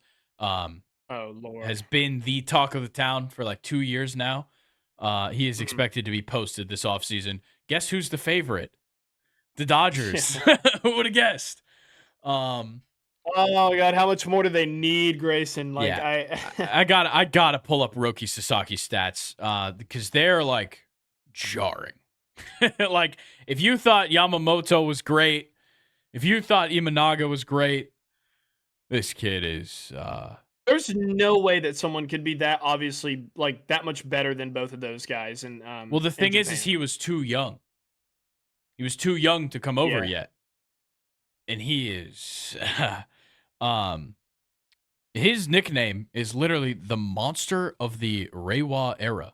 I don't know That is what that so means. sick. But to be the monster of anything is pretty cool. Yeah. Um, Yeah. let me see if I can find like stats of his from Japanese baseball. Here we go. So he's 23 years old. He started in the JPPL in 2021 at 19 years old. Okay. He has in 4 seasons a 2.10 ERA. And he's a starting pitcher. Yeah, yeah. Well, actually, he's been a little bit of bullpen, a little bit of a start. Seems like he's been. Yeah, I guess he's a starter, but he's not starting that many games. It seems like. Um, he started 18 games this season. He was 10-5, 2.35 ERA. He pitched one complete game. He pitched 111 innings in 18 games. Wow. Yeah. Very good. He had a this is crazy. 2021, 2022 and 2023, he had a sub 8 or sub .8 whip. Dude. Yeah, this kid's the real deal and he's 23 years old, about to get posted this summer. Or this Yeah, that's winter. incredible. Yeah. So keep your eye on Roki Sasaki. He's definitely one to pay attention to. Got some deals that have been done. Nothing big. Angels signed Kyle Hendricks to a 1-year, $2.5 million deal to be a veteran reliever for them. And the Guardians re-signed Wait a minute. catcher Austin Hedges to a 1-year deal. Oh, What? Kyle Hendricks, the pitcher. Okay. Correct. I got confused with the Angels outfielder. I think he's probably retired now. What? What was that guy? He wore number 47, Angels outfielder. Huh? Another Hendricks, I thought. I can't think of another Hendricks. Oh man, I'm having a total fart right now. We can move on. I'll think of Yeah, it. please help with that. Yeah, sorry. Yeah, Austin Hedges re-signs with the Guardians on a 1-year deal, so that was a good move by them. He's pretty solid for them behind the plate. Now we kind of get into like rumors and things that have just been spoke about around general manager meetings. Teams are showing a lot of interest in trading for Camilo Doval this offseason. 2024, rough year. We all know that. So you'd certainly be buying him at an all-time low, but he's under team control for 3 more years. He's going into his first arbitration of his career this year. So hopefully you would trade for him and think maybe we get 3 years of 2023 Camilo Doval, and that's amazing. And then you re-sign him and whatnot. if you get 3 years of 2024 Camilo Duvall, that might not even get you 3 years. Yeah. I think the interest is well warranted. This guy was an All-Star 2023, probably a top 3 closing pitcher in 2023. This season just fell off the rails, but regardless, he throws 100-something miles per hour every time, and he's got some nasty secondary stuff. Why wouldn't you take a shot on him? I feel like that's a guy you can't give up on. Yeah, I like him a lot too. I know we're both high on him on the Yeah. podcast, so he's fun. Yeah, He's a lot of fun. And speaking of flamethrowers, Garrett Crochet also likely to be traded this summer. Obviously, we know how things ended at the trade deadline between him and the White Sox. Hilarious. So he definitely wants to get out of town. I think the White Sox probably want him out of town at this point. And it seems like the Red Sox are the clear favorite to trade for him, especially because of what they have right now to give up. They've got 6 position players within the MLB Pipeline's top 100 prospects list that, they could certainly deal off, a number of them. We've also got 3 major young pieces that are yet to reach arbitration that are in the majors. So you've got Tristan Cassis, Connor Wong, the catcher, and then Gold Glove outfielder Wilyer Abreu. All of those guys have yet to reach arbitration, are young players that, could certainly be traded off for potentially Garrett Crochet out of the White Sox. Another White Sox being traded to the Red Sox. Hopefully he ends up on the Braves and wins a Cy Young. Yeah. It's a lefty too, which is perfect. Yeah, that is perfect. Bro, Yeah, I'm trying to get my hands interested. on Carlos Santana. Like, in what way? The Yankee way. Okay. Yeah. That was so out of the blue. I'm sorry. Was there a you're reason good. you said you want to get your hands on Carlos Santana? Well, you said that you wanted Garrett Crochet, and Yeah. I was saying that I wanted Carlos Santana. Fair so. enough. That makes Yeah. sense. Let's talk about the Yankees. Obviously, it has been very well clear that their number one priority is getting back Juan Soto. But Yeah. apparently they are likely to be very active in the bullpen market, is what I'm hearing. Considering there are guys that are going to be out there like Devin Williams, whose team option got declined, which is insane. There's I'm gonna pull up some free agent pitchers that we can go through here. Yeah. Dude, Devin Williams and Luke Weaver, that's way too much changeup. That's that would be mind fucking to play against. Let me see if I can pull up just relief pitchers. Here we go. Relief pitchers. No. I want closers, I guess. It's very specific. God. The hell? Oh, here we go. Maybe. Okay, so Kenley Jansen is going to be out there. Ryan Presley is going to be out there. Craig Kimbrell, David Robertson, Aroldis Chapman, Daniel Bard, Drew Smiley, Matt Moore, Hector Neris, Blake Trainen, Kendall Graveman, Joe Kelly, all those guys out there on the market, a number of other guys, Paul Sewald, going to be a free agent.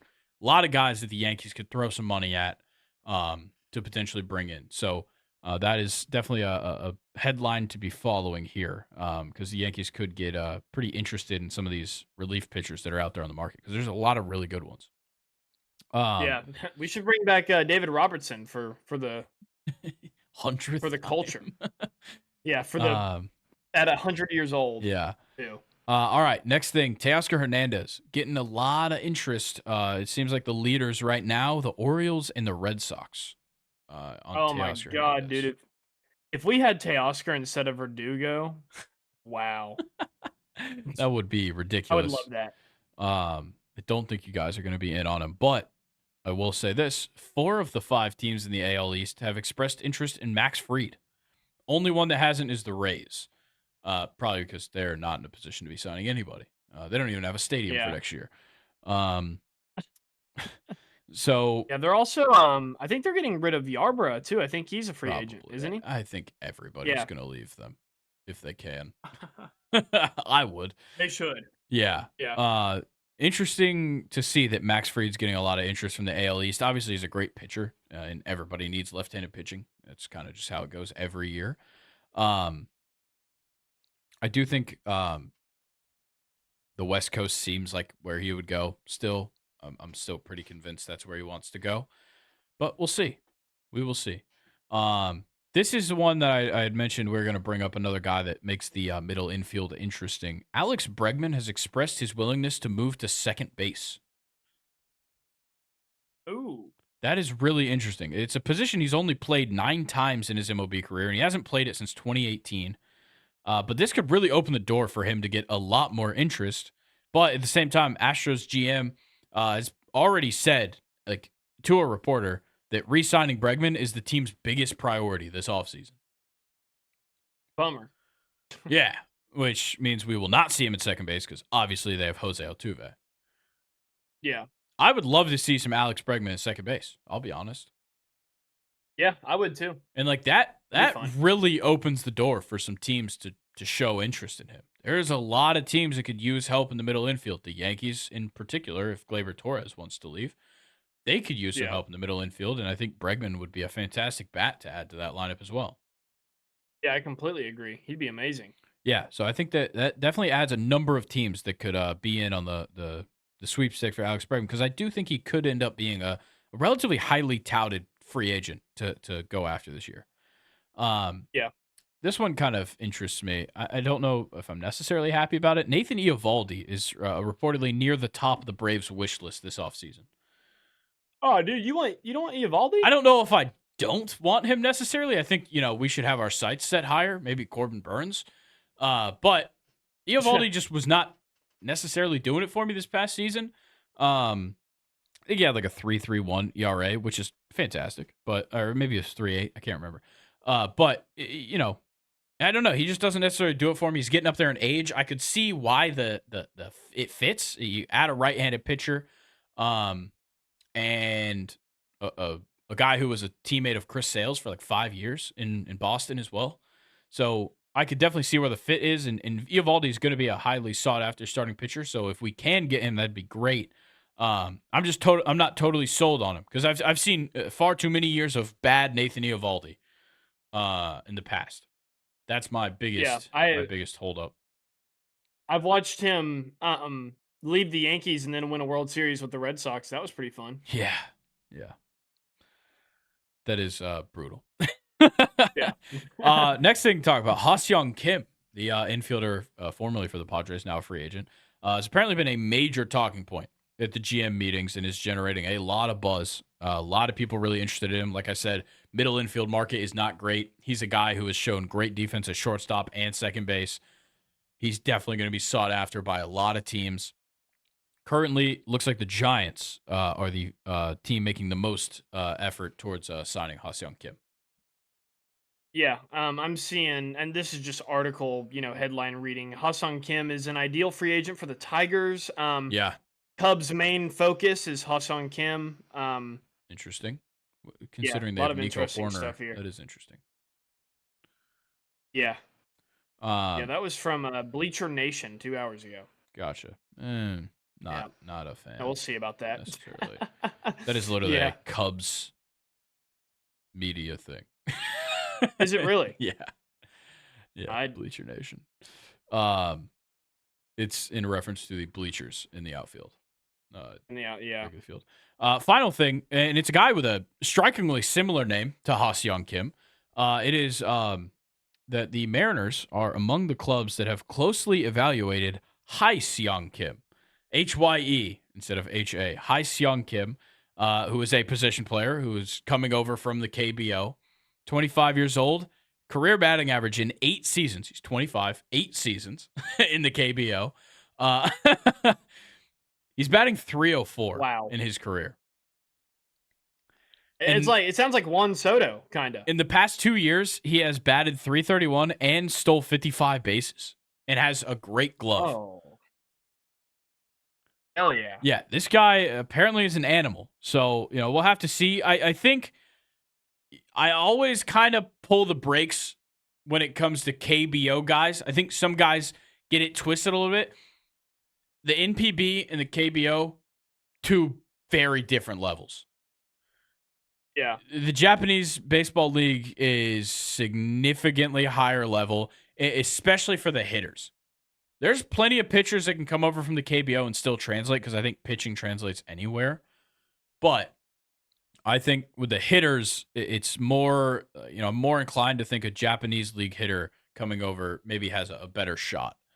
It really making a quick impact. But that doesn't mean that, Ha-Seong Kim, who came over from the KBO, wasn't great. And, we kind of got robbed of a full season from, what was his name? The guy for the Giants, center fielder. He got hurt like early in the season. Came from the KBO. Oh. I'm already blanking on his name. I already forgot him. That sucks. I feel bad. I can't remember his name, but Japanese hitters come over. Seiya Suzuki. You talk about Yoshida. Guys like that have come over and made a significant impact early on.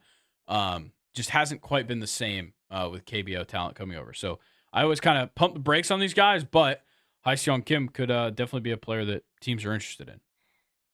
Definitely. Were you thinking of Jung Ho Lee? Yes, Jung Ho Lee. That is who it is. Yeah. I believe he's having a pretty from good the season. KBO. I could be wrong. I believe he is, though. All right. Well, that's all I've got for MLB free agency news. I'll see if maybe anything else has popped up while we've been on the air. I don't see anything. All right. Well, then let us move on to Premier League games. A lot of fun conversations to be had right now in the Premier League. A lot of talking points as we go on. I know maybe next week we'll do kind of a catch-up with the international break coming up. Maybe we'll do a little bit of a Premier League catch-up, check in on some teams, have some discussions that have needed to happen on this podcast that we haven't quite gotten to just because we don't feel like giving some teams that much attention when they're really bad. But true. We will begin with this weekend's games before we get to next weekend. And we'll start with Liverpool versus Aston Villa. You would like to think going into this game that Aston Villa has a chance. Do they? Liverpool has been unbelievable. Yeah, Liverpool's, real only hiccup was against Arsenal. A 2-2 draw. Yeah, well, and the loss to Nottingham Forest, right? They lost to Nottingham Forest? That may have been EPL. I'm not seeing it in the Premier League. Oh.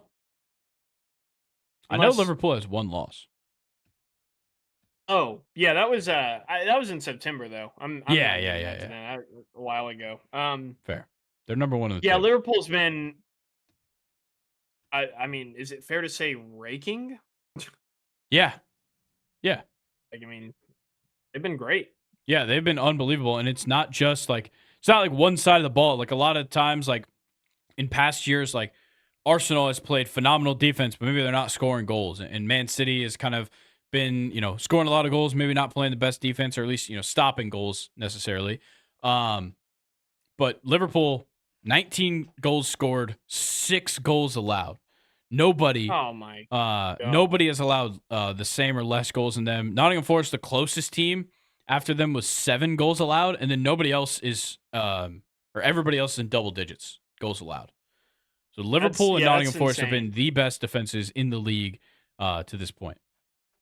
Yeah, and on top of that, Aston Villa, across 3 competitions in their last 3 games, you have a 2-1 loss to Crystal Palace in the EFL Cup. And then that really weird game against Tottenham, losing, just getting thrashed 4-1. They had a weird one in the Champions League. Yeah. Yeah, they lost to Club Brugge 1-0 as well. So it's really not looking good for Aston Villa, especially against this juggernaut Liverpool. Yeah, they're about to hit. While we were on the conversation of goal differential, Aston Villa maybe one of the worst of the top teams in the league right now. They're 6th in the Premier League, and they are 17 goals scored, 15 goals against. This team's given up so many goals, and I think a lot of it, early on in the season, they were still dealing with some defensive injuries, but now, as we get to this point, it just seems like they can't quite figure it out on the defensive side. I don't necessarily know what it is. I can't put my finger on it, but none of their defenders are necessarily hurt either right now. And Matty Cash is out right now. He plays a little bit of defense, but I just I don't know necessarily what the problem is right now for Villa, but they're certainly just allowing too many goals. That is a glaring issue. Had a yawn come in. No worries. Yeah, I'm not very confident for them in this game. I'm going to take Liverpool 2-0. Yeah, I would like to point out with Aston Villa, I think one of the things maybe they are, or one of the things that you would think they weren't missing was the defensive side, because like in that game against Tottenham, the squad that they rolled out, you have a back four, obviously Emi Martinez in goal, a back four of Luke Digne, Pau Torres, Konsa, Matty Cash, and then your two center mids are Onana and Tielemans, who are both naturally defensive-minded center mids. Like, yeah, how are you not? Like, I know you don't have Douglas Luiz anymore, but and also I saw that Douglas Luiz apparently wants to come back, which is funny. But like, how are you falling short on the defensive side when you have that many defensive-minded players in the lineup at one time? That's where I kind of don't understand where these issues are coming from. And on top of that, definitely a down year for Ollie Watkins. Yeah. For sure. Oh, yeah. Not as strong as he was last season. And even coming off of a pretty good Euro as well. Just hadn't really looked that great. Yeah. I think Liverpool probably run it up on him. I'm going to go 3-0. Okay. I just I'm not happy with Aston Villa. They're not scoring goals at will like they have in past years, and they're certainly not playing good defense. Exactly. All right, then we go to Sunday. We got a couple of good games Sunday. We start with Nottingham Forest versus Newcastle. Obviously, a matchup I'm looking forward to. I like what I saw from Newcastle last week, obviously. A much-needed victory against Arsenal, 1-0. What a win for y'all. Yeah, 2 straight games with some solid wins, beating Chelsea in the EFL Cup prior to that. But it's going to get weird playing Nottingham Forest. Yeah, Nottingham Forest is damn really good, and they have a hell of a defense that I simply don't think we're going to be able to penetrate. I'll say it right now. Okay. I will start off with that point. We don't score goals. And this Chris Woodcat does. Oh my God, yes he does. 8 goals to this point. Yeah, tied for second in the Golden Boot race. Yeah, what a player he's become. And even another player that, made my Premier League Player of the Month list is Matt Sales, their goalie, has been, fantastic. Yeah. Absolutely fantastic for him. A huge part of why they are not giving up a lot of goals is Matt Sales. Yeah, for sure. Maybe the biggest part. And yeah, I think, on the New Balance side, they just got to find some consistency in what they did last week. I mean, holding a team like Arsenal. You just called us New Balance. Did I really? Yeah. You definitely just said New Balance. We got to cut that out. No. We got to cut that out. Wow.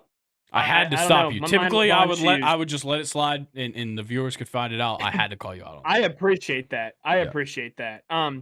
Newcastle just needs to find some consistency. Maybe New Balance does too, to be honest with you. But Newcastle just needs to find consistency, from this Arsenal game, because they played well. I'm looking at their the match ratings, and like everybody that started had a great game. Lewis Hall with the highest rating at 8.1. He was fantastic.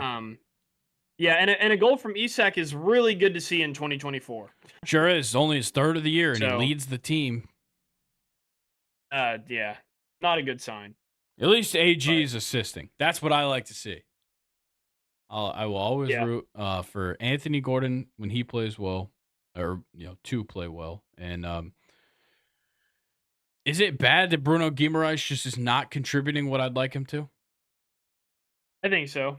Like, and look, I get it. This team is not in good form, and I'm so glad we beat Arsenal. Why was Joe Willock starting over Cedric Tonali? And he only got subbed off because of an injury. Yeah. It's kind of crazy. Also, don't put Joelinton at left wing. Just start Harvey Barnes. He's good enough. Like, you don't have to do that. I know we have a lot of good. We have a lot of good players in the in midfield, and a lot of them deserve time playing. Not a fan of Joelinton on the wing. Just not going to do it for me personally. Yeah. But they got to win, that's fair. which I can't complain about a win. So look, I just think that the goal scoring is just not there, especially against an elite defense right now like Nottingham Forest. I personally I think we're gonna lose. I hate to do it, but Nottingham Forest is damn good right now. I hate to do it to you too, but I'm going to go with another 2-0 win. This time for Nottingham Forest over Newcastle. I'm going to go with a 1-0 win for Nottingham Forest. Despite the fact that Newcastle does have what could be on a given day a starting back four injured. Yeah. All right. Final game of the week that we'll talk about: Chelsea and Arsenal, 4th and 5th respectively in the table. Chelsea not getting the result they wanted last week against Manchester United, and Arsenal not getting the result they wanted for 3 straight weeks in the Premier League. A 2-0 loss to Bournemouth, a 2-2 draw with Liverpool, which is honestly good, and then a 1-0 loss to Newcastle that we talked about earlier. Obviously, I know how you feel about Chelsea. But what are you thinking going into a match against this Arsenal team that's certainly playing under expectations over the last month or so? I don't think that we're hot enough. Ruben Nistelrooy had a great performance against Leicester, stepping in as interim, manager for Manchester United. If Chelsea wants to call themselves a good team, there's no way we should be tying to Manchester United like that. Yeah. A pretty ugly game from both teams, to be honest with you. A lot of just fucked up touches, fucked up clearances, and just not a lot of taking advantage of the goal scoring opportunities. I felt like Chelsea was pretty decent in creating them and getting there. Mm-hmm. But we shouldn't have had that amazing goal from Caicedo to make it 1-1 and save us some points right there. It was a fantastic goal. It was. And we were down in that game. I don't want to skip over the fact that in the UEFA Conference League, Chelsea handed Noah an 8-0 loss. Or an 8-0, Damn. Loss to Noah. Damn. What is Noah? I don't know. I've heard he had an arc, potentially. They're from Armenia. Ah. Who? I can only name one Armenian player. The Qatarian? Yeah. That's it. Yeah, that's the only one I can think of. Yeah, and I think Arsenal's going to face or I think Chelsea's going to face a tougher challenge with Arsenal. The 1-0 loss to New Balance. I almost said it again. I almost said New Balance again. The 1-0 loss to Newcastle is really not looking good. Yeah. The 1-0 loss against Inter, I don't think it looks as bad, but it's still, you got clean sheeted 2 games in a row. So this game's weird, but I cannot see Chelsea coming out on top here. I hate to say it. Mm-hmm. I think we end up losing this game. Yeah, it's tough. I don't know. Arsenal has just been so bad, and I think the issue for me with Arsenal is just what they're throwing out there in attack right now is just not getting it done, and Mikel Arteta is not finding a solution to it. Yeah. I think, people have very much turned on Mikel Arteta this season. Yeah. Honestly, everybody's been kind of just shitting on him for 2 years. Yeah. But it's the 1 year that Manchester City decides they're not going to be world beaters, Arsenal decides they're going to suck. It's very funny. Yeah. But okay, if Mikel Arteta thinks he's fixing this lineup by doing a 4-4-2 with Leandro Trossard and Kai Havertz as the strikers, he is wrong. Just plain and simple, wrong. Well, that's the lineup they've had 2 games in a row, and they haven't scored 2 games. Yeah, and it's a sign. So if I see that, the second the team sheets come out, if I see that, Chelsea's winning. It's done by then. There, it's done. I agree. If that's the case, it's done. And I wouldn't be surprised if it is the case. Because I don't know what Arteta's problem is, but what the fuck was this lineup against Newcastle? Yeah. Why was Thomas Partey starting at right back? Yurin Timber can play fullback. Sure, he can play left back. Just run a 3 at the back. Yeah. Just run a 3 at the back. make Saka stay upfield, make Havertz drop into the midfield, all of a sudden it's fine.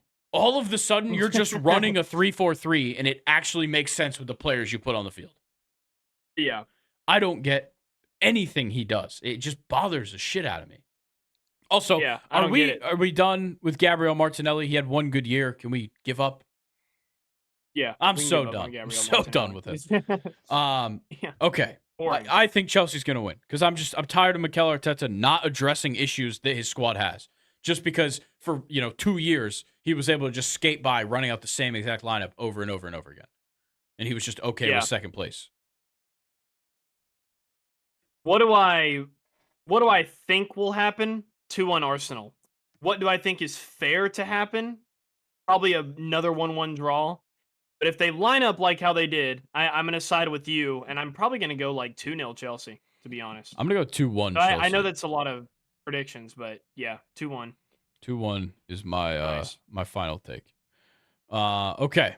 Rest of the matches this weekend. On Saturday, you got Brentford, Bournemouth, Crystal Palace, Fulham, West Ham, Everton, Wolves, Southampton, Brighton, Man City, which was certainly a contender to be talked about. A relatively big game, potentially. We'll see. Brighton's been a little bit underperforming, but same goes for Man City. And then Liverpool, Aston Villa. Actually, so the schedule was interesting this Saturday. The first 4 games I read off are all at 10 o'clock. Then Brighton, Man City's at 12:30. And then Liverpool, Aston Villa's at 3 p.m. So you watch that one. You can split screen it with Georgia Ole Miss at 3:30. That's a late game for them over there. I know. Sunday, because that's a 8 p.m. start in Liverpool there. Manchester United versus Leicester on Sunday. Nottingham Forest versus Newcastle. Spurs versus Ipswich are all at 9 o'clock. And then at 11:30, we have Chelsea versus Arsenal. Then we have an international break next weekend. So like I said, I think we'll do like a little Premier League catch up like we've done in prior years when we hit this international break. And then we'll be almost rolling to Thanksgiving. So I don't know why, but this is the point in the episode where I will just throw out the reminder. The week of Thanksgiving, there will not be a Friday episode, nor will there be a college football show. We will just combine everything that we talk about between the college football show and the Friday episodes and whatever else we want to talk about, as well. It kind of like what me and Colin talk about on the Monday episodes a little bit. Combine all of that into one live stream on the Wednesday night before Thanksgiving. And look, I know you have nothing going on. That's the thing. That's the thing. I know you have nothing going on Wednesday night other than maybe prepping for Thursday. So got to tune in. Yeah. We're just going to have a fun time. It's really just going to be like the three of us sitting in here making some picks, talking about some games. Obviously me and Luke, we'll probably keep the soccer portion relatively brief just because, I don't want Colin to cry or anything. Yeah. But we'll have some fun. We'll go through. We'll have some fun and make sure you check that out the Wednesday. Of course, we'll talk about it much more before that happens. But for now, let's move on to some European competition here. Some midweek soccer that we just had. Champions League talk real quick. This has been so entertaining. I said it off the top of the episode, but I love that we see the teams play a new squad every single week. Every single time it's a new team, and I love it because there's no predetermined situations to go off of. There's no, well, this happened last time. What could happen this time? It's chaos at all times, and it's awesome. I love it. Yeah. So I'm right there with you. I was skeptical, but here we are. And it's nice. And Tuesday certainly had its fair share of chaos, and so did Wednesday. But we'll start with Tuesday. PSV 4-0 over Girona. Girona went down to 10 men as well in this game, but PSV just showing up and showing out. They had 2 goals in the first half, and then in the 83rd, they scored their 3rd goal, and then in the 88th, an own goal made it 4-0. So a brutal showing for Girona. You had Dinamo Zagreb beating Bratislava 4-1. So just another blowout. And then maybe the result of the week. AC Milan takes down Real Madrid in the Bernabeu 3-1. How? Mm. How? Man, I saw a lot of Vinicius just being a Oh, brick in this game. oh God, those videos are fucking killing me. They're I killing me. I'm know. seeing them everywhere too. It Yeah. is unbelievable. Just that game. And I know he does it in other games, but that game was unbelievable. And then when you pair that with what I am so glad Thierry Henry did a in-depth breakdown on Oh, what Kylian Mbappe did in that game. Because, oh my God, is he the laziest? I don't understand if, okay, either he's protesting being a striker, because he said, I'm not a striker. I don't want to be a striker for Real Madrid, whatever. Either he's protesting being a striker or he doesn't want to be, and he is acting out because of it. Because he made no runs in behind in that game to potentially set up a goal. It was unreal. Like it was just not what we expect. It's not what should happen. It's not what honestly, it's not what he should be doing. As a top no. 2 player in the world, Yeah. like come on. Yeah. What are we doing here? You just had the biggest move of your life for free. You got to Real Madrid on a free transfer. You're getting paid millions and millions and millions a week. Just fucking do your job. Yeah. I mean, this is your Ballon d'Or shot here. You're on the team now. So, Yeah. uh yeah, that they got a lot of ego at Real Madrid, more so And than last season, I think. and if anybody has shit for Jude Bellingham for getting subbed off and kicking a water bottle, go watch how many times he had to make up for what Kylian Mbappe wasn't doing. Go watch that. Oh my Yeah. God. Jude Bellingham was like making interceptions in the defensive third. And then like 10 seconds later was making a run in behind in the box. Because Mbappe and Mbappe maybe took 15 steps. Yeah. It was mind-blowing. If you guys haven't watched Thierry Henry breaking that down, it's amazing. I'm so glad Thierry Henry is an objective commentator and just truly looking out for honestly, he's looking out for soccer players. He's looking out for guys because he just ripped into the best player from his nation. The best player on a team he'll probably manage. He will probably manage Kylian Mbappe at the international level in due time because Thierry Henry is the manager in waiting. It's so obvious for the French national team whenever Didier Deschamps decides that he's done. Obviously, he's earned his right to hold on to that job for quite a while. But For sure. it seems like with him being the U21's manager, he's next in line for it. He obviously has worked with a lot of these guys being, just involved with French soccer for so long. The fact that he was able to step up on national television and just kind of just put Kylian Mbappe on blast, I love. I love that he did that. Yeah. Well, kind of unrelated, but did you watch the video that I sent you of Luis Enrique just giving it to Mbappe from like his time at PSG? Sounds like it's a common theme. Could be. Maybe. I would like to talk about Milan really quick. I know we're spending a lot of time on this game. Dude, They're fine. they are very good right now. Like they're really figuring some things out. Yeah. I really like what they've had to offer this season, especially in the Champions League. They've been awesome. Super glad that Christian Pulisic looks good. You had the 3 goal scorers in this game. Thiaw, I don't know how you say that. Morata and Reinders. Just 3 guys you're maybe not always looking for goals to come from, especially in such a huge game. Obviously, Morata, no stranger to scoring some goals in that stadium. But and then Vinicius scored a penalty, but we talked about, he was taking dives and crying all over the field the entire game. Yeah. It's really not a good look, man. Like kind of watching those highlights, like I'm kind of glad he didn't win the Ballon d'Or. And I kind of was upset originally. Like Rodri's been good, but Vinny is a hell of a lot more entertaining than Rodri. Oh, for sure. But that's not what it's about. No, but Rodri, to be fair, was a very boring Ballon d'Or winner. For sure.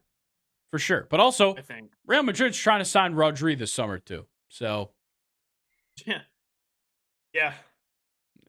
yeah, they've got infinite money. Way too many chefs in the kitchen, Fuck dude. Florentino Perez. Yeah. I think I can say that. If I'm not on this podcast on Monday, you know why. Yeah. I'll come looking for you. Yeah. Okay, let's It'll be a move on, though. docuseries. Liverpool kicked the shit out of Leverkusen 4-0. They just can't catch a break, man. If anybody, if No. you come up against Liverpool, you're not catching a break. This time it was via a Luis Diaz hat trick and a Cody Gakpo goal that made it 3-0. All four of these goals came after the 61st minute.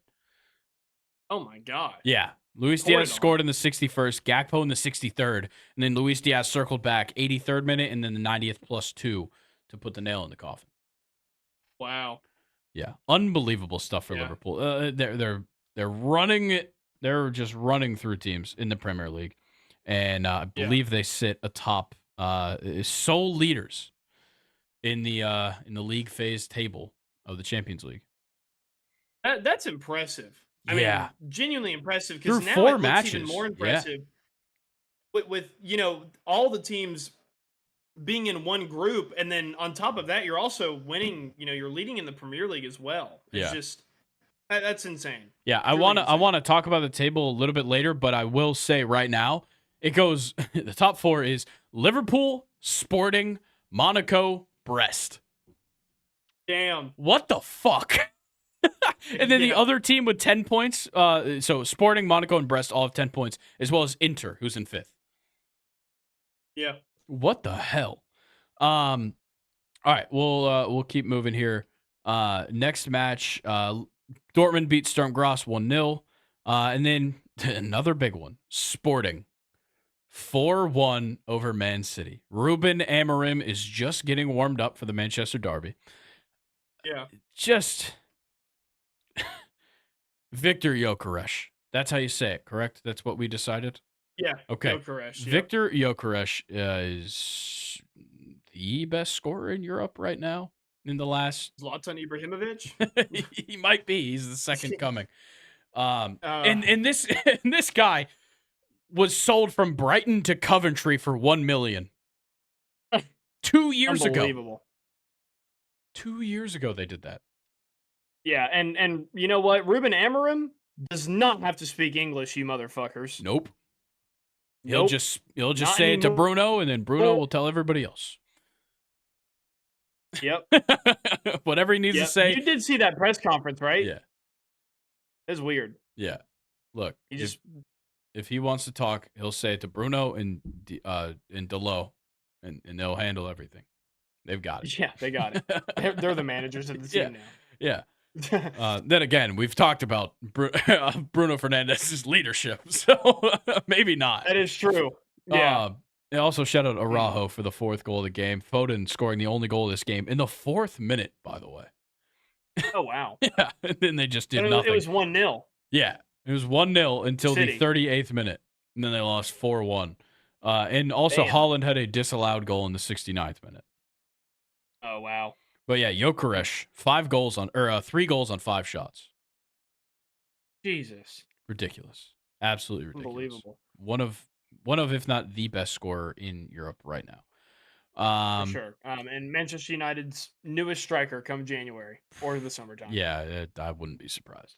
All right, Lille 1-1 draw with Juventus. That one's just Lille continuing to play well. Juventus just playing average. It's kind of been their UCL campaign. Celtic, a big stunner, 3-1 over Leipzig. I must ask the question. First of all, is Leipzig ass? It seems like it. They haven't won yet. They have 0 points. Also, has Red Bull as a company, has their attempt to take over soccer reached its end? I think so. Yeah. Seems like it, because Salzburg just got their first win of the UCL campaign this week, and that puts them 3 points clear of Leipzig. They're both in the elimination zone.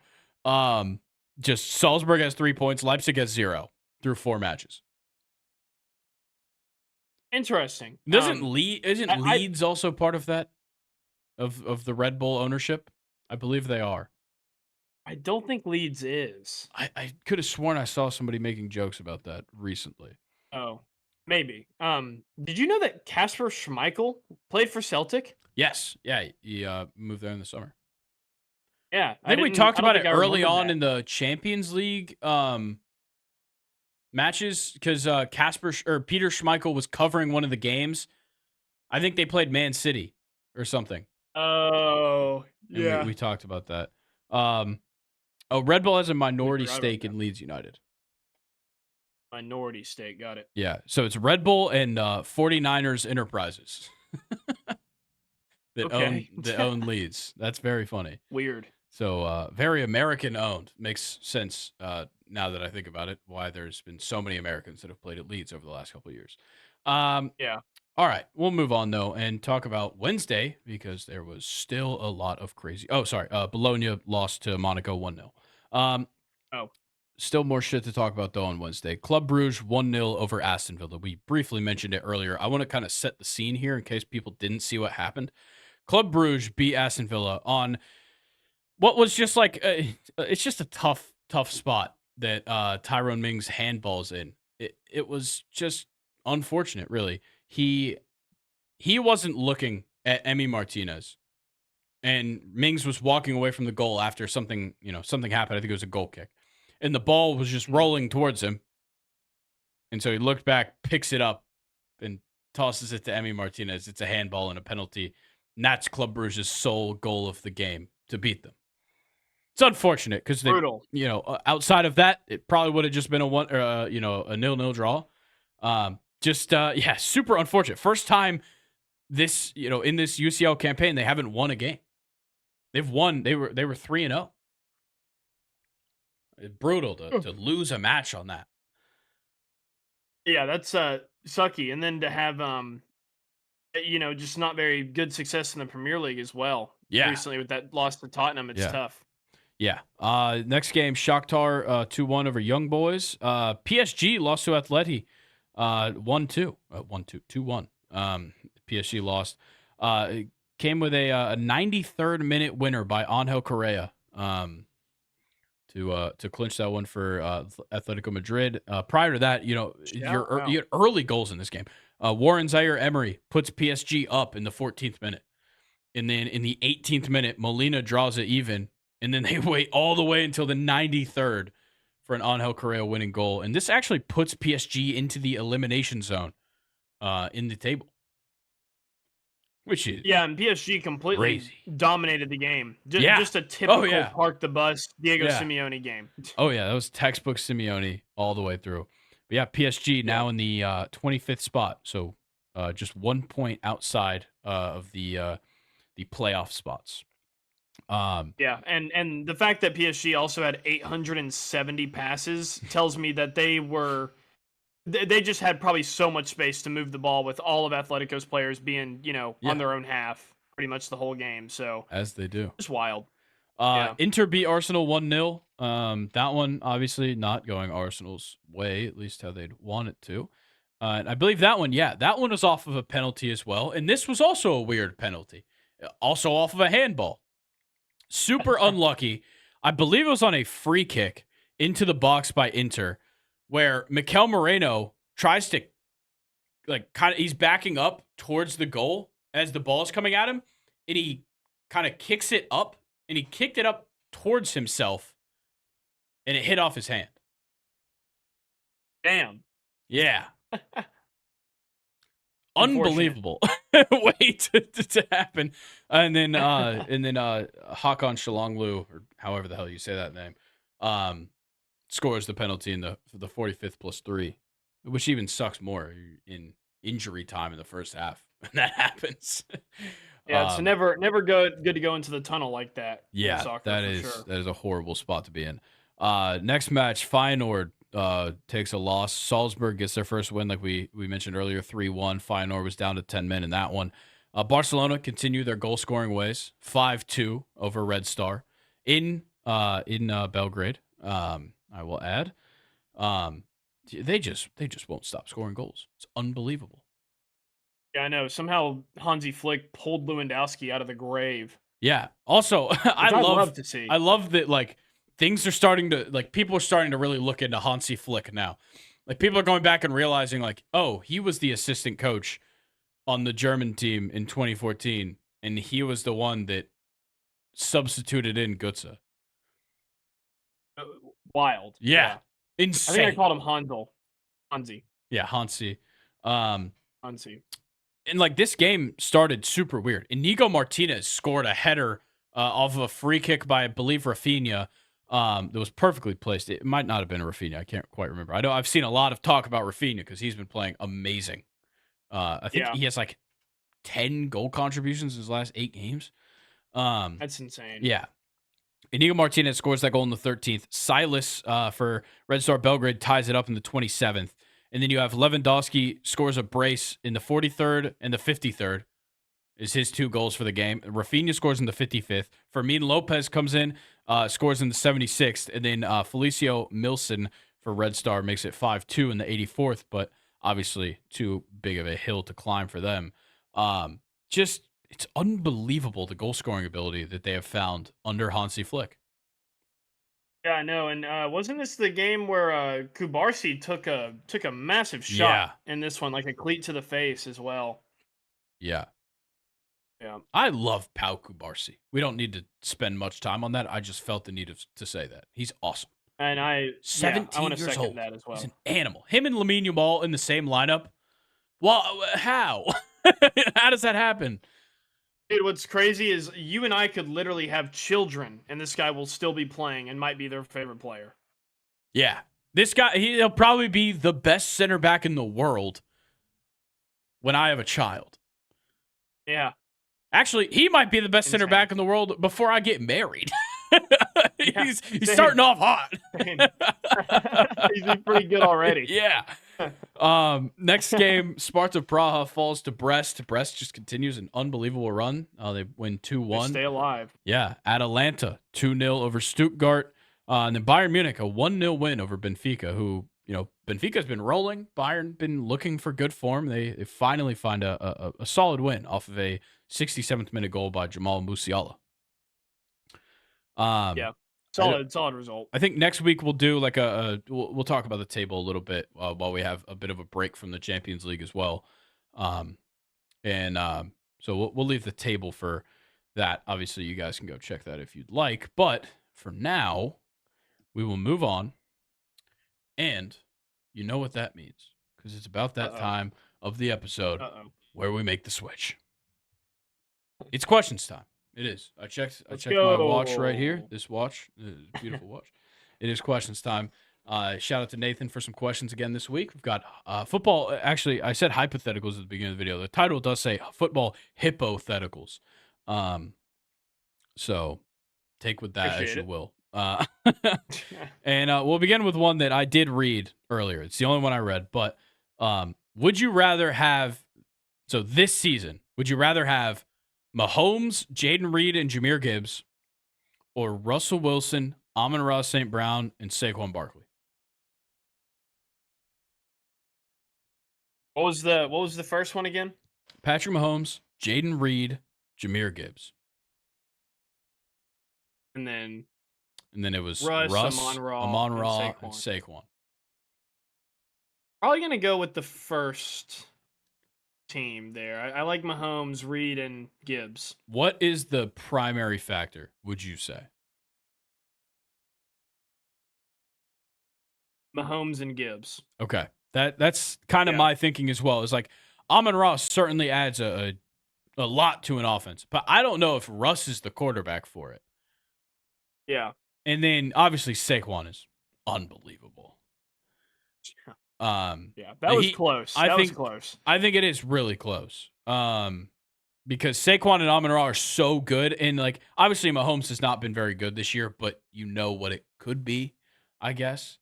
So I agree. I'd probably go with the first one because Jaden Reed is fantastic. It's just he doesn't have the big numbers because there's so many contributors at wide receiver in Green Bay. Yeah, if we switched Amon-Ra to like Jettas, I probably would take the second team. Yeah, I think it's just the wrong type of wide receiver for Russ. Is maybe the issue I'm having.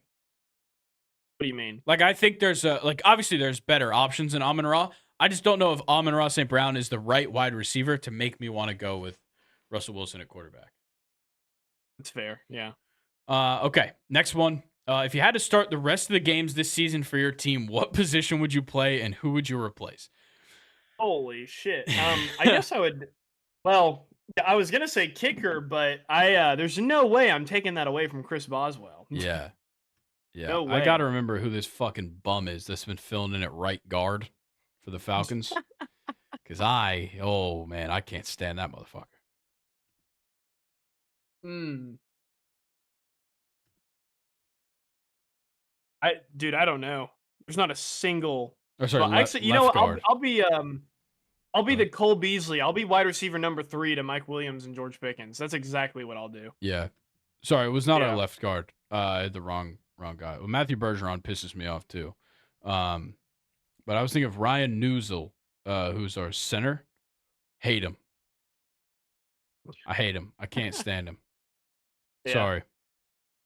So I guess I'd replace him at center. You're good. I'm gonna be think the I Cole Beasley on the Steelers. Yeah, I think I could play center, but Okay. I don't think I can't snap very well. But I think I have the right frame to be good at center. Kirko make up the snapping for you. Yeah, he'll figure it out. I trust him. All right, next one. Life on the line. Would you rather have to tackle? Would you rather have to tackle Saquon or Derrick Henry? Saquon. At least Saquon will make me look stupid without me having to touch him. Is it? Yeah, but that's what I'm saying. Is it life on the line? You have to tackle them? Because I'm going to be honest, I think it might be.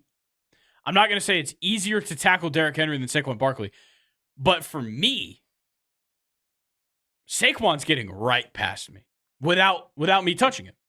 Derrick Henry would just run through me, but at least I could get a chance on him. Saquon would backwards hurdle over me, and I'm a 6'3" man.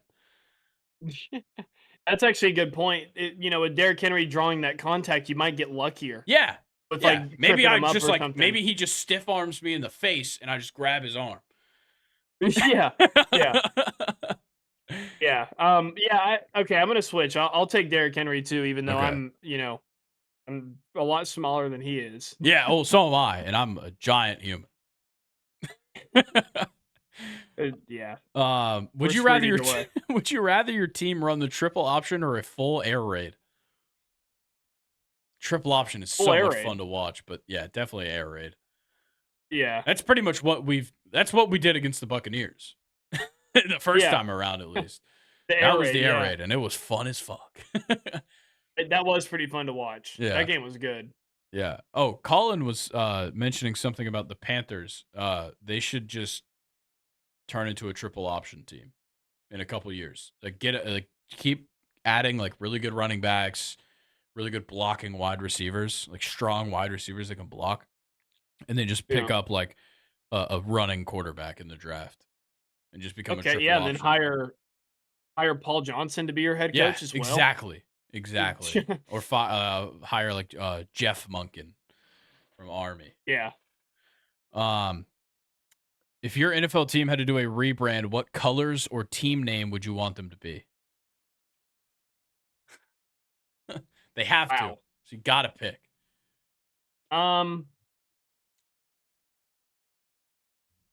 Shit. I know the Spanish word for Steelers is acereros. So maybe they could. You're not. No. You can't just cop out by changing the language. That's not a rebrand. That's just a fun day. Grayson, we have tradition that is instilled. It doesn't matter. That's not the point of this question. It's called a hypothetical. Hypothetically, no. I don't know what I'd go with either. I don't. If anything, it would just be the Falcons would just become the Hawks. But I want 2000s Hawks. Keep the blue in there, red and blue. Give me Josh,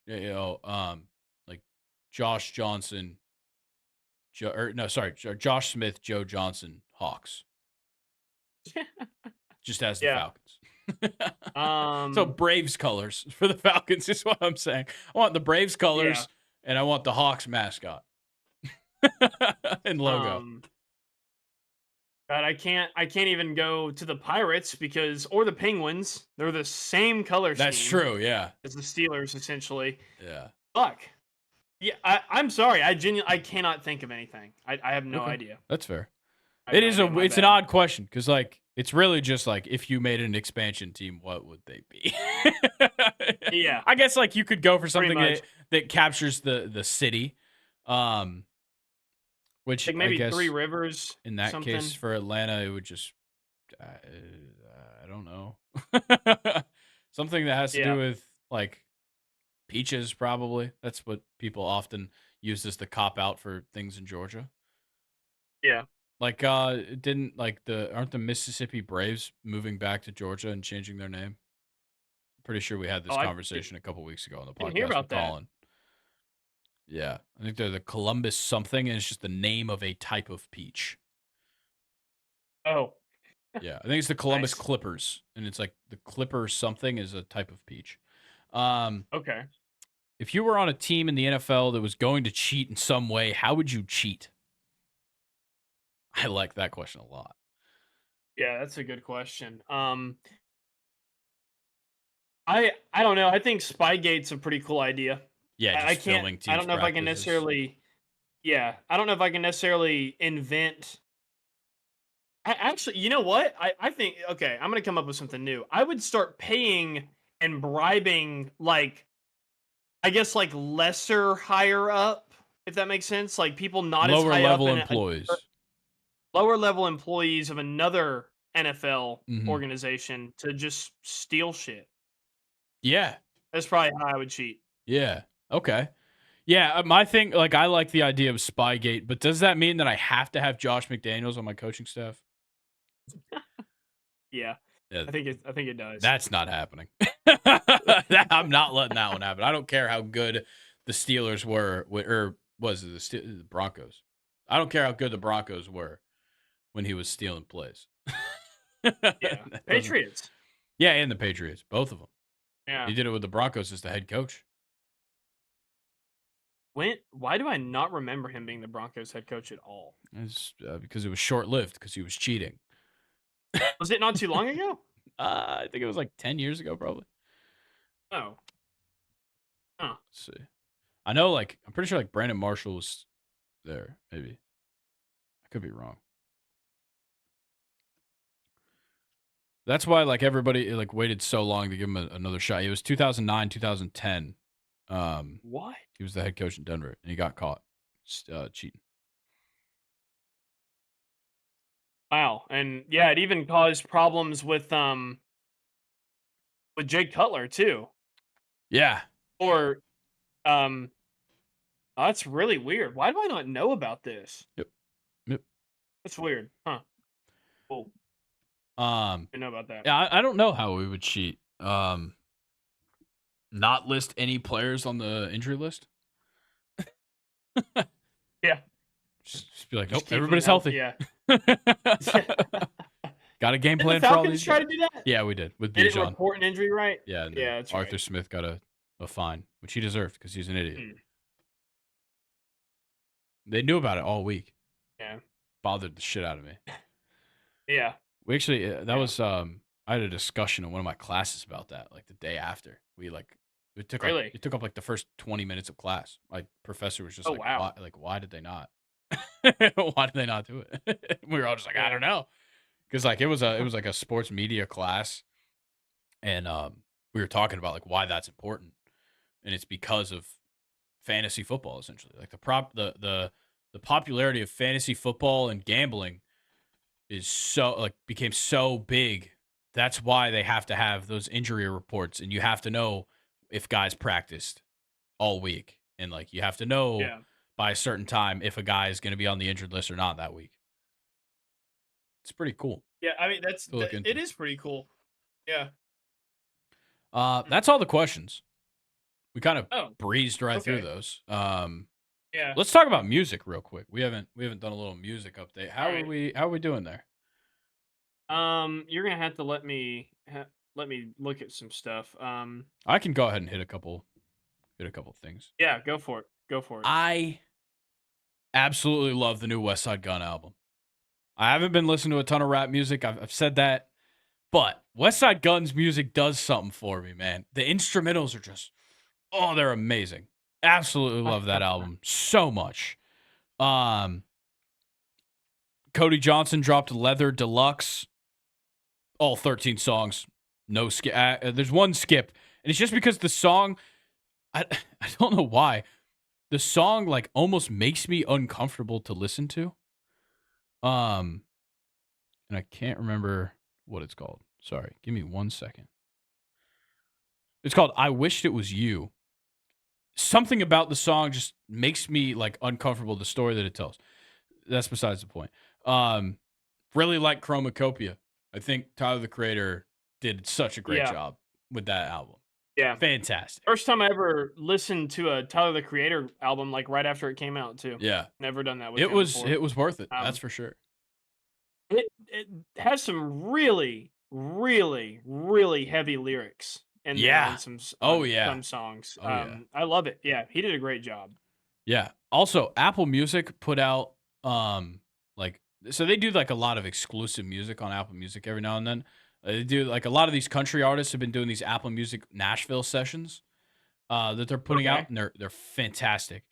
And my favorite artist at the moment, Zach Top, had one of 3 songs, him and Billy Strings, phenomenal. One of them is a kind of a redoing of Zach Top's song "Bad Luck." They had 2 other songs that are covers. Fantastic. Same day, Apple Music dropped a ton of more exclusive music of like all these different big modern artists doing Christmas song covers. And I'm not typically the kind of guy that like gets into Christmas season and listens to Christmas music and whatnot, especially not when they dropped it on November 2nd. That's typically not me. Look, if it's December, I'll listen to some Christmas music, but it's not gonna like go in the playlist. It's not gonna, and I'm not gonna make a Christmas playlist. Yeah, I made a Christmas playlist.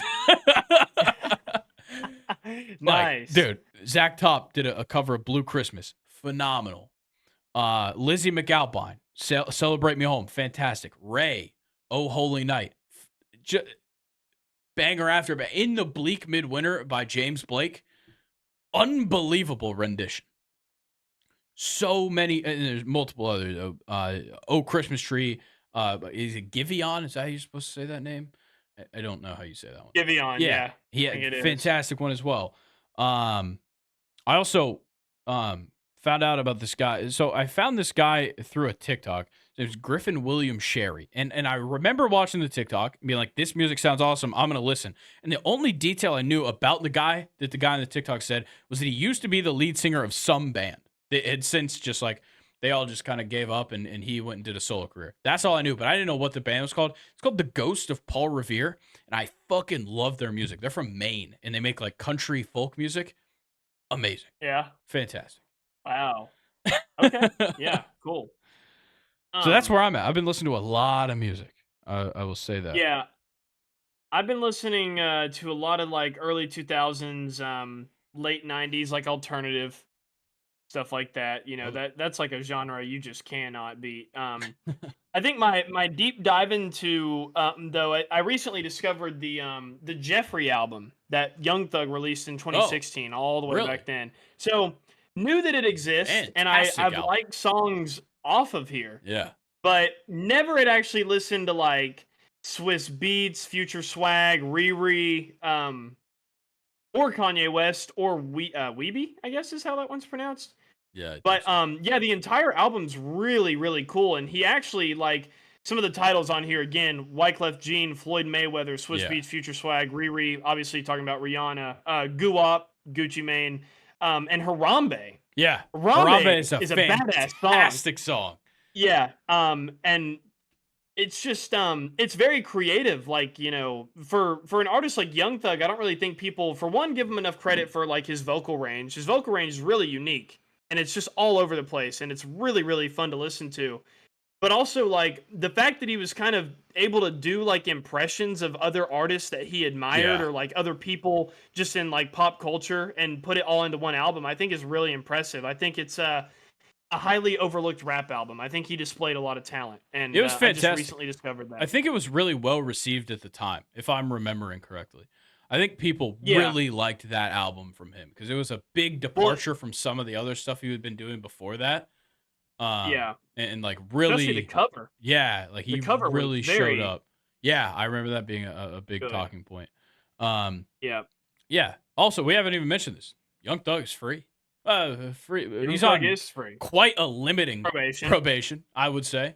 Yeah, Can't come yeah, to the Atlanta metro area. So unfortunately, you won't be seeing Young Thug in person on the podcast. I'm sorry, guys. At least for like yeah, 10 or 15 years, I think. I think it's 10 that he can't yeah. come back to We'll get Atlanta. him. We'll get him on eventually. Yeah, look, he'll probably just like live in Houston and continue to make great music. Um, Yeah. but like, and like he's not allowed to be in contact with any like YSL affiliate other than Gunna. He can be in contact with Gunna, which is kind of funny. Oh, Um, okay. and like he can make music with just about anybody. I think him and Lil Baby are already working on things, is what I've heard. So Yeah. I'm excited because I love Young Thug. Um, Yeah. I always have too. have. So, um, yeah, I'm very excited. It does suck that he won't be in Atlanta, and it does also suck that he's gonna have to do these like anti-gang concerts for like Yeah. Yeah. 3 years or something. Yeah. It's crazy. He does. Did you see the clip of Brian Steele holding Young Thug up on FaceTime, Yeah, speaking to a Emory class? That was yeah, pretty cool. that was pretty awesome. Yeah, love that. I didn't hear about the gang concerts though, or like the anti-gang Yeah, concerts. yeah, it's pretty. Yeah, you know. Yes, it has to be Yeah. concert slash events, which would just he's gonna do a concert. Um, Yeah. yeah, apparently he just like and like he can't like reference gang affiliation or gang violence, whatever, in his music is part of his Okay. probation, Huh. which is pretty interesting. That is interesting. Yeah. Also, Fannie Willis, I believe, got reelected as the DA in Atlanta, so that's not going to stop. But that's Hmm. totally besides the point. Yeah. Yeah. Yeah. We don't need to get into Yeah, all we don't need to that. get into incarcerating people based on lyrics in their Yeah. songs. That's a So topic there for was one time that's a topic for like the you. Joe Rogan experience, maybe. Yeah. I remember there was one time where you brought up like Taiwan, like in my first months of Yeah, talking about like being on the podcast, and I thought that was pretty funny. I, That was a good joke. you I don't know, even remember what the context was. me neither. I don't either. If somebody does, that would be hilarious to know. I'm sure it was strikingly hilarious considering it came out of my Yeah. mouth. All right, guys. I think we'll quit holding you Oh here. man. This was a fantastic episode. Thank you guys for following along. If you want to show your appreciation, click the subscribe button. Obviously, we had a lot of content to give for you this week. We're gonna continue to give you some content every week. We've kind of been consistently going 3 things a week. So this week we had 4 with Luke's video, and we're looking to continue to just keep feeding you guys. I know you guys are hungry for some more content, so we're going to keep giving it to you here Yeah. on YouTube. So make sure you subscribe. Make sure you turn on the post notifications. Obviously, give us a like. What should the people comment today, Luke? What do you think? Did Michael Thomas have a point? That Put that is, in the comments yeah, below. yeah. Please give us your side of the Michael Thomas beef. Um, Yeah. Of course, follow us on Instagram. Stay up to date with everything we've got going on here at Second and Short. As well as that, make sure you join the Second and Short subreddit, r/2ND short. That's how you submit your questions. That way, you don't have to hear us ramble about music for 10 minutes. If you don't want to, I guess. Or you can just ask the music questions directly into the subreddit. That would certainly help. I would love to get some more music questions. Yeah. From Nathan, people I'm not sure mine. you're listening. Yeah. Nathan doesn't know anything about music though, unfortunately. So That is true. At least about any of the yeah. music that we listen to. Um, Yeah. no, just music in general. You're right. All right, guys. Thank you, Luke, for joining me. Of course, we will see you next week. If you haven't, go Yes. check out his video from Tuesday. Appreciate it. Obviously, Go check out the college football video. thank you. And obviously, I will see you guys on Monday. Then I'll see you guys on Thursday for the college football show next week. And then right back here next Friday to preview NFL Week 11. talk some more MLB free agent news and all sorts of stuff. Luke, I will see you next week. We'll see you guys later. Peace.